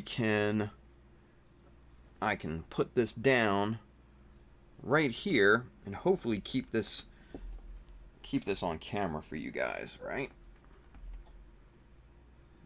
And right about there. Okay. And there we go. It stands up by itself. It's good to go, right? Cool. So, let's get busy with this. Now, excuse me. What I think we're going to do is I think we're actually going to use an actual X-Acto blade, but we're going to use a nice new one, a nice sharp one, right? Now, I don't use number 11s all that often anymore, but sometimes you need them. Sometimes you need a good old-fashioned number 11 blade. And this is one of those instances, because, number one, I need a very, very pointy blade because we are working in very, very tight tolerances and very close quarters here with this thing. And then also, we need this thing to be just razor sharp.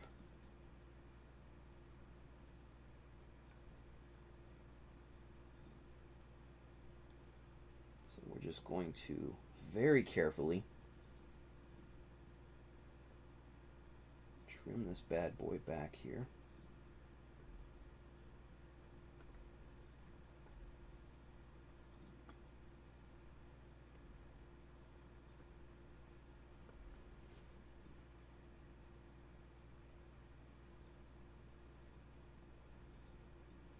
And I'm not using a ton of pressure. I'm letting this blade do most of the work here.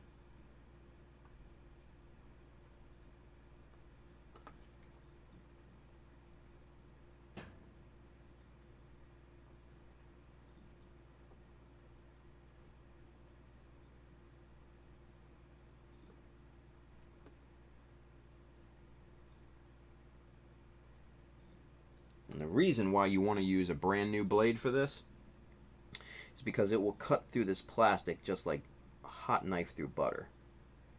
And that's essentially what this is doing right now. This is very, very easy to cut, and especially since it's so, we're cutting such a small little sliver of plastic off each time, it just, very, very easy. But it's massively tedious right now.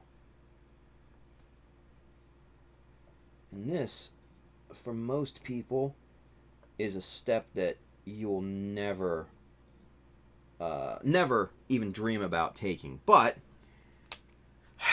you know, it's one of those things where, you know, I need to do it. Because I thought about it, and I thought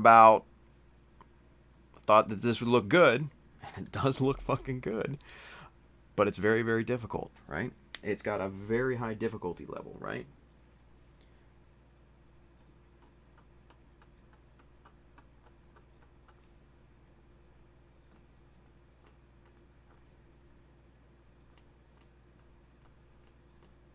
But it's going to be worth it. Because I'm going to be able to look back at this years down the line. And especially with the stream, I'm going to be able to look and watch this and remember the process that I took doing this, right?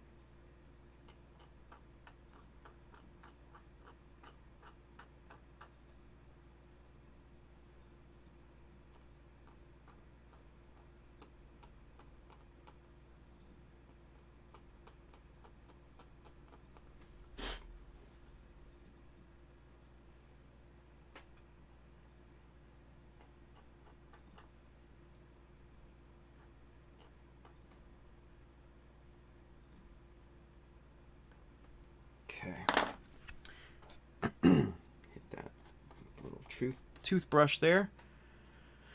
Whew. Brandon5269, would a jeweler's file work for that too, Tim? Probably not, because that's what these little guys are, and you can see that's the size difference, right? A massive difference, right? And then even something as thin as the triangular shaped one, that's, yeah, that you're talking about a sledgehammer when you need a scalpel, right? And then even look at the size comparison with the ceramic scraper here, right?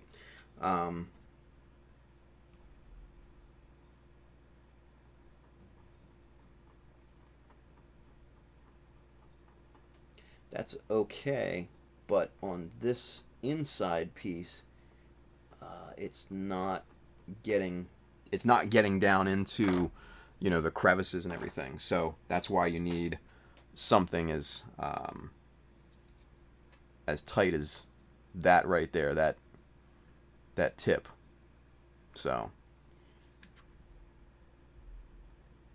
just to get into the really tight spaces here.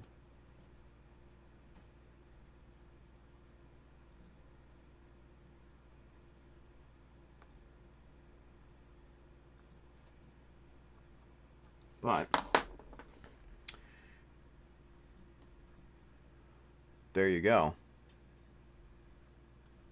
That's that's beveled up, that's shaped up, and man, it's looking good. Yeah, that's looking really good. Yeah, I dig it. Brandon says, Brandon5269 says, I have a set of mini files that are about 1.5 millimeters across and about 3 inches long. Shit, those are tiny, aren't they? So, let's see, 1.5 millimeters across is, I think this is 1.5 mil right here. Yeah, so this is a 1.5 millimeter plastic strip, and you can even see how big that is, right? Compared to what we're working with here. We actually, this connection block here is 2 strips of this stacked on top of each other right here. But yeah, you can see the size difference. So even those strips I think might even be too big, dude. Just one of those things, yeah. Got them in a local flea market. Jewelry stand was shutting down. Ooh, that's a good pickup then. That's a good pickup, yeah. Good pickup. Okay, so one left to do here. It's about midnight, so we're gonna finish this up, and that'll be it for this particular stream. So let's get this thing readjusted here so I can see exactly what the hell I'm doing. Right about there, yeah. Alright, so same thing, and we just go to work and we just trim back this this overhang, right?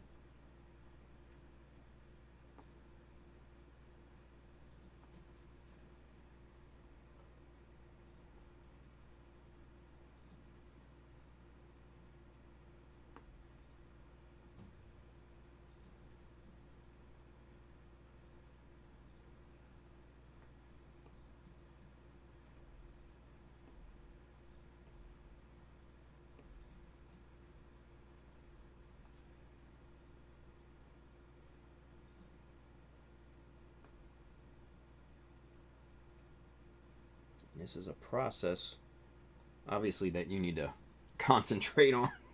And I'm not doing a ton of talking right now, obviously. So I apologize for that, guys. But this is one of those things where you've got to have 100% mental focus, because the tiniest little slip you can cut into another surface around here, you know.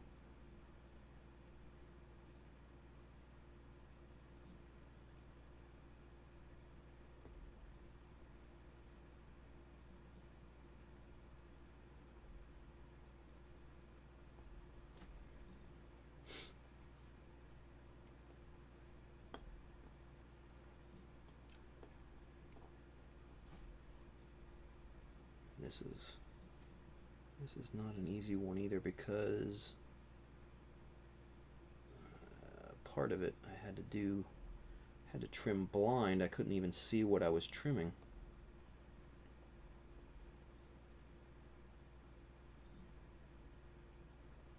But this is coming along pretty good, actually. Okay. Is that on camera? No. There we go. Okay.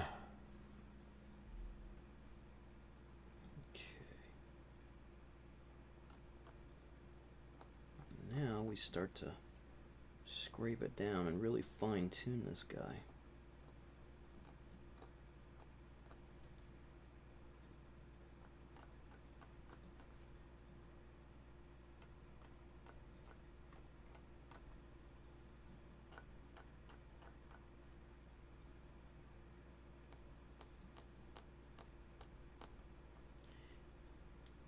While you're at it, obviously you can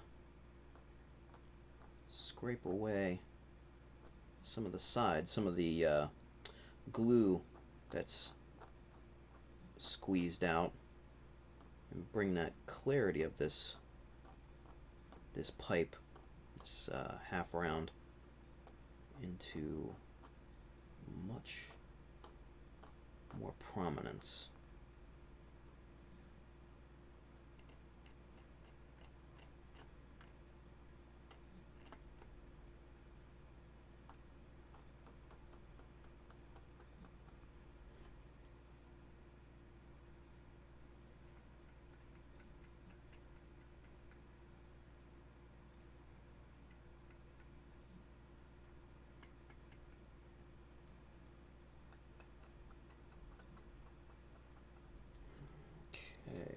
Almost there, you guys.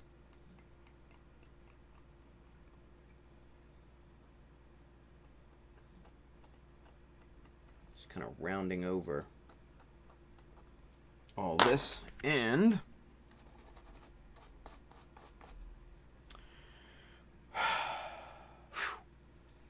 whew. There we are. Voila. Now you have perfectly melded cables there, or half rounds for that, and there's the look. There's the look that we're going for. That's what ties this thing together. Yeah? So let's get the hell out of super zoom so you can kind of see the bigger picture. Yeah? Because I think once you see that, you're going to understand what we were going after here. Okay? So let's get back here. And so there we are.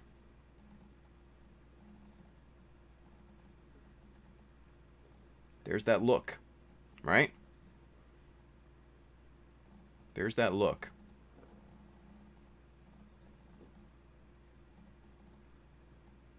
So you can kind of see, maybe this is an exhaust vent, maybe this is an intake vent. Who knows, right? I don't know how this shit works. So maybe it's an intake vent. Maybe it sucks air in to get processed out here and gets pumped out into the boosters or something like that, right? I don't know. So you're going to need, maybe these are temperature gauges or pressure gauges or some sort of sensor, right? Who the hell knows? Who the hell knows? But it's a mechanical detail right there that it adds so much to the realism and that illusion of scale, right? That we're all chasing so much. That's what this does. That's what this look is. That's why I did it. Right? And I think that looks great. I think that looks great. Let's get this propped up here so you guys can kind of keep looking at it there. Kenneth Sim, will it still be visible after the packs are mounted? Probably not. But, the thing is that if you get into the right position, you'll be able to see it. Right? And it's not necessarily about whether you can see a certain detail or not. It's about whether the scale is properly achieved, right? So that's where the power cable is going to be. So you're going to be able to see it over and under, right? I mean, shit, you're probably not even going to see this intake vent here, yeah. And then obviously once the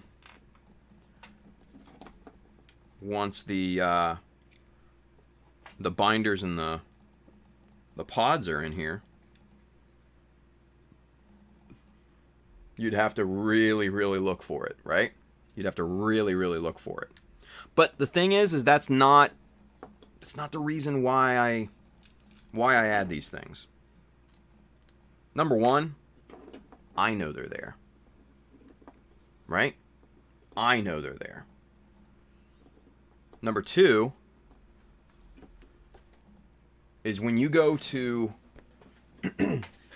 pop a picture of this thing, and when you go to post these, you can use a really nice macro lens and get really, really, really in on these details. That's what separates the men from the boys.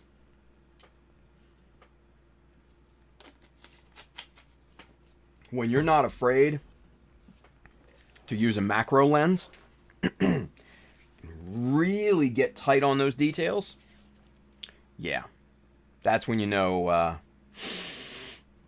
That's when you know you're doing pretty good. That's my thoughts. Anyway, let's answer some questions because I know Fiery had a question here earlier, and Enrico I think had a question. Enrico said, "This is where left-handed is actually an advantage because you could cut going the other way." Yeah, right. I am not left-handed, dude, and it gets on certain sides, perfect. On the other side, yeah, it's crap. So it is what it is, right? But Fiery says, Tim, you mentioned border scribing or edge scribing earlier. Is that basically just what it sounds like, scribing around detail bits to give it more depth? Yes, that is correct, Fiery. Basically, you can see it here on, well, maybe not if it doesn't focus, but around here on the chest, around this white plate, that's all border scribed. So basically you just scribe a line around it, and what that does is it makes a faux shadow, which makes it look like it's a separated part. Once you hit that with the Tamiya panel lining fluid, it gets really nice and dark and creates the separation that we're kind of going for. So yeah, that's what border scribing is. So it's a simple technique, but when used intelligently, man, it's just It's a really good look. Really good look. So, Edwin RSA, now I understand your tutorial about cable strap. There you go, man. That's what it's all about. Julie Stemsky, what size is the half round? That is 1 millimeter, dude. 1 millimeter in diameter, half round. Yeah. Yep. And looks like Enrico and Fiery both mentioned 1 millimeter. Yeah. Good deals. Kenneth Sim, attention to details. Yeah, dude, that's what it's all about, right? That's what it's all about. Hellsting Oz unit could be something of an intake to help the backpack from overheating. Yeah, exactly. Exactly. Enrico says, I can picture the model all painted up, and with some masking, the half round could be given some contrast. Absolutely. Yes. That cable needs to be like red or orange or some bright yellow or blue or something like just like screams, hey, look at me. Yeah, 100%. That vent needs to be kind of nice and like a nice bright silver or something like that. Maybe a beige or a very light tan, something like that, to give it some visual oomph. But yeah, the cables need to be very prominent, a very prominent color to make that stand out. So yeah, 100%. Brandon 25069, weathering powders, do they wipe off super easy before you top coat them? The Tamiya ones do not. If you look back at the Jesta, that's all I did on the Jesta to weather it up was just apply Tamiya weathering powders. They come in, where did I put them? Oh, here they are. They come in, let me get you here. They come in these little kind of compact cases here. That's what these are. And basically like a little makeup compact, you know. And they come in like these 3 pallets here. So you've got your white, your soot, and then just kind of like a brown color. They call it rust. It more looks like a mud, but whatever. So this is a good color for your kind of darker pieces, right? But that's not my favorite one. My favorite one is this one right here. This guy. This is set D. This has burnt blue, burnt red, and then oil stain, and that's the one that I love the most, oil stain, because it's a very and if you look at it, it's a very, very nice kind of dull, desaturated brown, and it just leaves such a nice look on everything, all the mechanical parts that it's applied to. I apply this everywhere, all over the armor panels, all over mechanics, everything. And then obviously, if you wanted to heat stain something, these two are easy to use as well. But this one color is the reason why I would buy this whole set is oil stain. Set D, Tamiya Weathering Master Sets. So go get you some. You can get the whole set from I think it's a set of 7. Set of 7? Yeah, set of 7 on Amazon. Amazon link just below for like 40 some odd dollars, which is a steal. Absolute steal. So, just FYI, that's what I use. So no, they do not wipe off very easy. And you know, you hit them with Mr. Super Clear, they do not come off, they do not run, they don't anything, because they're not like a true powder. So like the Arcom stuff is a powder, right? This is completely dry. The Tamiya stuff has just a hint of moisture to it, maybe like an alcohol or something like that, right? But it has moisture, meaning that it will grip to the surface a lot better. Now, a lot of people will apply that to a flat or matte coat. I don't. I apply it to gloss, simply because it gives it a nice, just creamy transition. It's just, yeah, really, really good. So, yeah. Anyway. Brandon says, my local store has them for like $11. Just was not sure if it was worth it. Yes, dude, totally. They are totally worth it. 100%. I fully recommend them. They are amazing. Gremlin over there says, macro lens question. How good are phone cameras at macro shots in your experience? I've got a DSLR and some non-macro lenses, but I'm torn on using the thing right now. Phone cameras are no joke now. This is true. This is very true. But the thing that you're going to notice with cameras, with phone cameras, is mainly the sensor size. The sensor size is obviously going to be much, much smaller than a DSLR. Even if it's like a mirrorless or even a small point and shoot, those sensors are going to be multiple times the size of a phone camera sensor, right? So you're not going to get as much detail in those.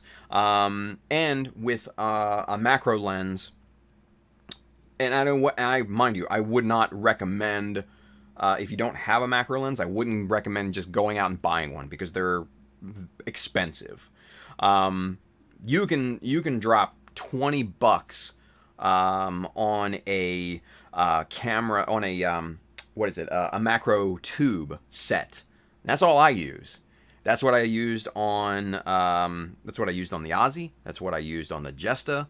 Yeah, and it works great. Some of them have circuits to connect autofocus to the lens and the camera, so they'll actually be able to autofocus for you.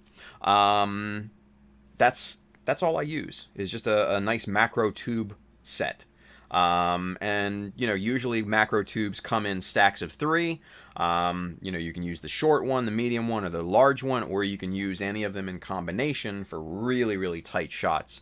So yeah, I like to use those on. I have an old full frame 5D Mark II Canon, and they work wonders. But to come back to your point for cameras, for general shots and stuff like that, phones aren't bad, right? All of the promo shots, all of the 30-minute out shots and stuff like that I post up, those are all done through my old iPhone here. This is an SE, so pretty old, right? At this point, basically this is a 6 and a 5 body. We're up to iPhone X or 10 or whatever they want to call it. Definitely a much older phone than what's out there currently, and it still takes wonderful shots, obviously. Now mind you, I post-process them in a little bit, and I up the contrast and stuff like that, mess with the saturation a little bit, but that's normal. So you can get some really, really good shots out of a phone, but you can get much better shots using like a macro tube set with your existing lenses, right? So there you go. Hopefully that answers your question in a roundabout sort of way. Yeah. Brandon 5269 watched Tim's video from about a year ago on model photography. Great tips, and he used macro tubes to use normal lenses. Yes, there you go. Yeah. Terry T. What's going on, Terry? Man, you know what? Go right now. Gundam Yantham on Instagram. Terry is an amazing artist, you guys. He did this Musha ashtray as a commission. And it just looks insanely nice. So, FYI, shout out to Terry. Go follow him right now. Do it now. But anyway, Terry says, I had the same question about phone camera versus DSLR earlier. Sensor size is totally what differentiates DSLR versus phone camera, though some of the newer phone cameras have bigger sensors than DSLR. I think, some of them do. You're talking mad money, though. You're talking mad money. And the other, I guess the other consideration is that even though the sensors may be the same size or bigger, it's the zoom that's going to kill you. Because in a phone, with that thickness, you can't get layers of glass like you can on a nice lens, right? So the zoom quality is going to be kind of where it gets you, right? Because then you're talking about digital zoom, which just it's poo poo. So, but still, cameras on phones are completely legitimate for taking some nice kind of wider shots and stuff like that. Perfectly acceptable, even recommended, to be honest with you, because with the apps and stuff like that here on a phone, you can have a full-on photography studio right here on your phone, right? And I should probably redo the photography video and kind of make it a little bit more concise and to the point. But yeah, so pros and cons. Super convenient, not as good as shots as you can get though with the DSLR, especially with the macro tubes and stuff like that. So it is what it is, right? Julie Stemsky says, "Oh, my Master Grade Jesta Shazar type is in the mail. Another one to add to the backlog. Nice, dude." Gremlin says, "That's absolutely fair and what I was looking for on both points. Thanks, Tim and Brandon." Dude, you're welcome. Helsting Oz Unit got the same ordered from Big Bad, and the BNC team got the Jesta Canon in the other week. Want the normal Jesta for the Jesta team. Dude, yeah, absolutely. Terry T, I'm comparing it with my old Sony DSLR, which is like 0.1 megapixel. Damn, dude. Yeah.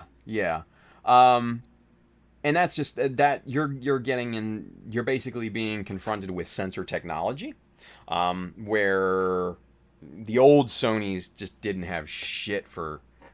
Well, and honestly, let's just put it this way: old cameras back then just didn't have shit for sensors. Now, the sensors are just absolutely amazing, just super nice. I mean, with certain hardware and stuff like that, you can get the old, what is it? The old Canon, their first mirrorless. I think it was the Canon M. And you can put on Magic Lantern, which is basically like a jailbreak for your camera. It's a piece of software that works on some cameras, not all of them. Don't put it on your camera if you don't know what the fuck you're doing. Seriously, I'm telling you right now, you could brick your whole camera. You don't want that.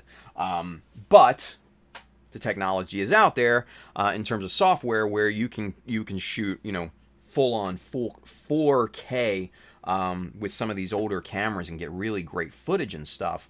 And then it will also up the quality of your sensor as well, which is amazing because it's just software based. But again, I'm not recommending that for anyone because it is challenging to get installed correctly. I've heard people many times brick their phone or brick their camera, and there's just you're SOL at that point. You're done because warranty's done. The warranty's void. Company's not going to help you. So FYI, don't do it. Zashan's over there on Facebook. What's up, Z? Bigger than Micro Four Thirds, but the pixels are smaller, so less detail. Exactly. And again, the zoom is just not. It's not there. You want optical zoom. You don't want digital zoom. So digital zoom sucks. Optical zoom is where it's at because you have layers and layers of finely crafted and finely ground glass in that lens. So that's what you're looking for. Edwin RSA, pocket cameras should be enough. Just use the optical zoom and never the digital zoom. Bingo, right? Bingo. Yeah, and mind you, I've got the camera that is the overhead camera. This is a T7i, a Rebel T7i. I forget what the international name is. It's I don't know. Anyway, wonderful camera. Wonderful camera. It's dropping in price like a stone right now, which is great because I'm thinking about actually picking up another one sometime soon.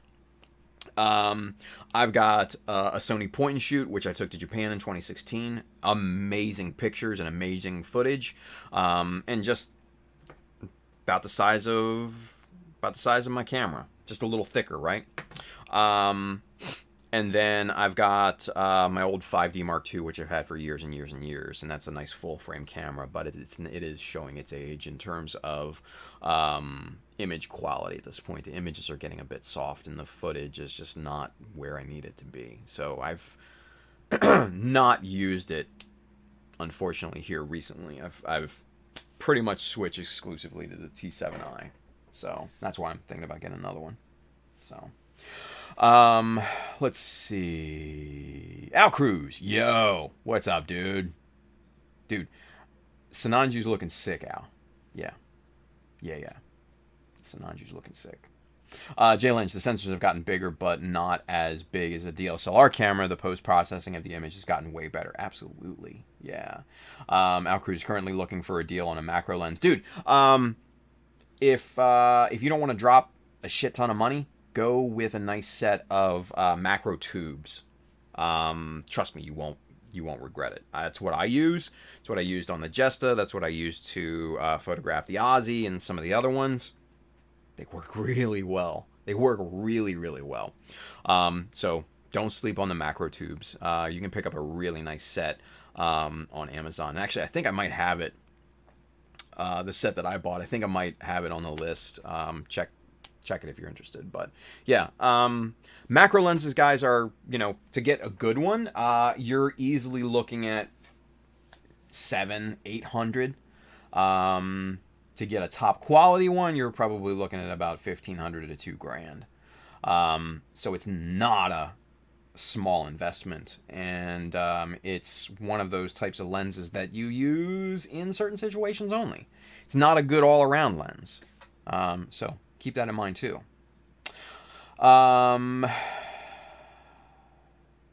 Jay Lynch, still the DSLR cameras are rule, of course, is easier to get a phone that has many advantages because you can do a ton of stuff with it. Absolutely. Like I said, it's like walking around with a camera studio in your pocket. Bry Guy, hi guys, back from my practice. What's going on, dude?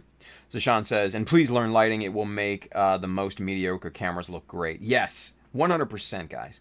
Lighting is absolutely crucial. Make sure you have soft lighting, not harsh shadows. Diffuse your lighting. That's important. Very important. And use use key lights and fill lights. And then if you really want to take it to the next level, use highlights. Kind of like, rim lights and stuff like that on the back, or lights that light up your background and stuff. Look at the Jesta photos for examples of that, because what I had is I had the Jesta on a table with a black paper down, and then that was probably about 4 feet away from the wall, and I had another piece of black paper up against that, and then I had a light on the floor shining up onto the wall, so it kind of lit the back wall and kind of like almost like a gradient type of thing. Really, really great look. So yeah, learn lighting. That's really what's going to take your shots to the next level. Yeah. Helsting Oz unit, the Nikon is pretty good for pictures, but not that great video. Well, yeah, I mean, there's a lot of Nikons out there, dude. A lot of them, and I know a lot of guys that use Nikons for full-on video production, and it's just it's the level of technology and kind of how you utilize it too. So it's one of those things. Like the 5D Mark II, it was kind of one of the first DSLR cameras to actually have video capability, and they've shot full-on Hollywood films with those cameras, right? So it was very, very high quality at the time, and you can definitely try to clean up that video footage. But for me and my purposes right now and for work, it's not the the juice just isn't worth that squeeze at this point. The T7i, which is, you know, much newer, years newer, in fact, just has such crisper and nicer footage, and the autofocus is nice as well, and the follow feature. So if I have a subject that's walking around and stuff like that I need to keep track of, I can designate a focus point, you know, say on the person's face, and the focus of the camera will follow that person around, whether he or she comes closer or goes farther away, walks off to the side, what have you. Really nice feature. The 5D Mark II does not have anything like that. That is 100% full-time manual focus, and that shit was a pain in the ass. So, yeah, be thankful of modern technology, I guess, right? Let's see. Al Cruz, I have some macro tubes, but I'm lazy about swapping them in. Oh, man. Killing me, dude. Gremlin said camera body I've got is the Rebel XSI. Whoa. I had an XSI. That was like one of my first DSLRs, which is almost, 15 years old. That's an old-ass camera. We'll take shots with that and my Galaxy S8 and compare. Can't justify the price of a new camera body right now. Yeah, that's reasonable. That's reasonable. They're not a small purchase. They're not a small purchase. Per Zaku Girl, what's going on? I'm going to Kurt Hill for all my Gumpo photos. His setup is amazing. My photos of my wing are trash next to his. Oh, come on. No, Kurt's very good at taking photos. I really like his work. Brandon 5269, basic 3-light setup with clip-on lights will elevate your photos. Absolutely. And diffuse the light. Diffuse it. It's so crucial. Kenneth Sim, for studio photography, white or black background, which is better? It depends. It really depends. Like I have, when I use my photo booth, which I don't use too much, you guys haven't seen too much here lately because I got shit in it, just storing crap on it, which I shouldn't do, but I have.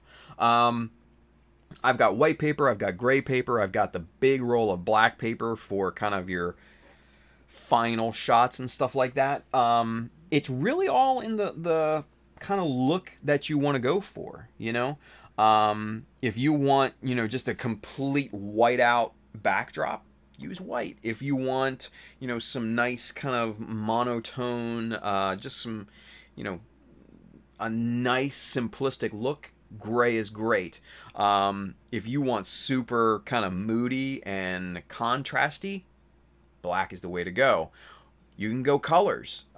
Say if you have, you can go contrasting colors. Say you have like a Sinanju or a Sazabi, bright red, right? You could go with kind of like a toned down blue or something like that, right? Or a pink or an orange color background to contrast those and bring out those colors a little bit. So it really is all about the kind of look that you're going for in terms of background color. So I say shoot what you envision. So that's the best thing. Yeah. Kenneth Sims, I prefer black in my opinion. Yeah, I mean, when I shoot kind of my final photos, I shoot on black. Yeah. Just because I am looking for that certain feel, right?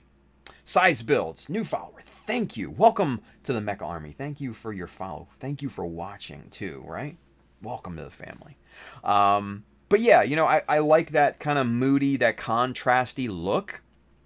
So yeah, that's why I shoot on black. But again, if you want that completely kind of white-outed kind of background, that's a really great look too. I mean, think about the Apple commercials from the early 2000s, right? It's kind of how they had it look, right? That's a great look too. Don't sleep on that, pure white, because a darker painted mobile suit, like a Sinanju, like a Sazabi that has, kind of a darker tone to it, or maybe like a Crossbone 2 or something like that could look amazing on a whiteout background, right? So imagine in your head the look that you're going for, and then shoot for that. Shoot for that. Brandon 256, 52, God, bleh, 5269. Fill light on each side and a key light on the subject. Yeah, damn right. I like to use one key, one fill on kind of almost on an opposite side, right? And then maybe kind of like a rim light or something like that, or a secondary much smaller fill, maybe on the other side, just to get some highlights around, the edges and stuff, just to give a nice little kind of lit up silhouette. That's a good look too. That's what I did on the Jesta pictures. Go check them out. Zishan said, I've ordered the new Sony A6400 as my new main body, waiting for Sony to drop the new A7 before I go back to full frame. Yeah, I don't blame you on that one. Sony's are good, man. Sony's are good. The only concern and the only trepidation I would have about Sony is that they're releasing bodies at such a fast pace. It's just like, you buy a body 1 year and then a year or two after that, they've got a new camera body. And it's just like, well, shit, what did I spend my money for, right? It's just one of those things you got to think about. If you're comfortable with that, man, go with it. That's what I say. But me, I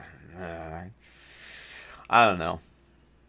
Plus, I'm heavily invested in Canon. I know you can get adapters and everything for the glass and all, but still, I'm a Canon guy. I like Canon. It's me. I'm not into Canon versus Nikon or Sony or anything. I don't give a shit about all that. I just use Canon, right? So, Ranger Chris 61 says, lack of autofocus was a major issue I have with my 7D doing video. Glad to see that they fixed that. Yes, they did. And it's so good. It's in the 7D is an older model too. It's right around the same time as the 5D Mark II. I think the 7D came out a little bit after, and they had a little bit of an upgraded sensor. But that's a crop sensor, so apples and oranges, right? But yeah, the autofocus is really good. Really good now. Brandon 5269, I like navy blue or really dark blue for a dark background. Yeah, whatever floats your boat, man. At least when I used to sell shit on eBay. There you go, right? Al Cruz, do you have any recommendations on an affordable gradient backdrop? Most I've seen seem to be unnecessarily expensive. Yes. Excuse me. So to get a gradient backdrop, like I said, you want to have a solid sheet, just one color. You don't want a gradient backdrop. Easiest thing to do is light from the bottom, because as that light drops off, the farther and farther it gets, it will create that gradient backdrop.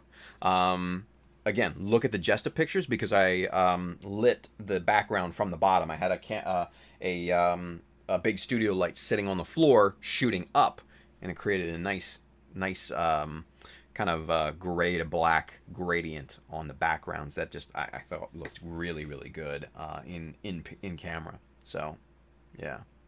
So that's what I would recommend. Now for backdrops, for the paper backdrops, I use Savage background paper. You can get all that on B&H, very reasonably priced too.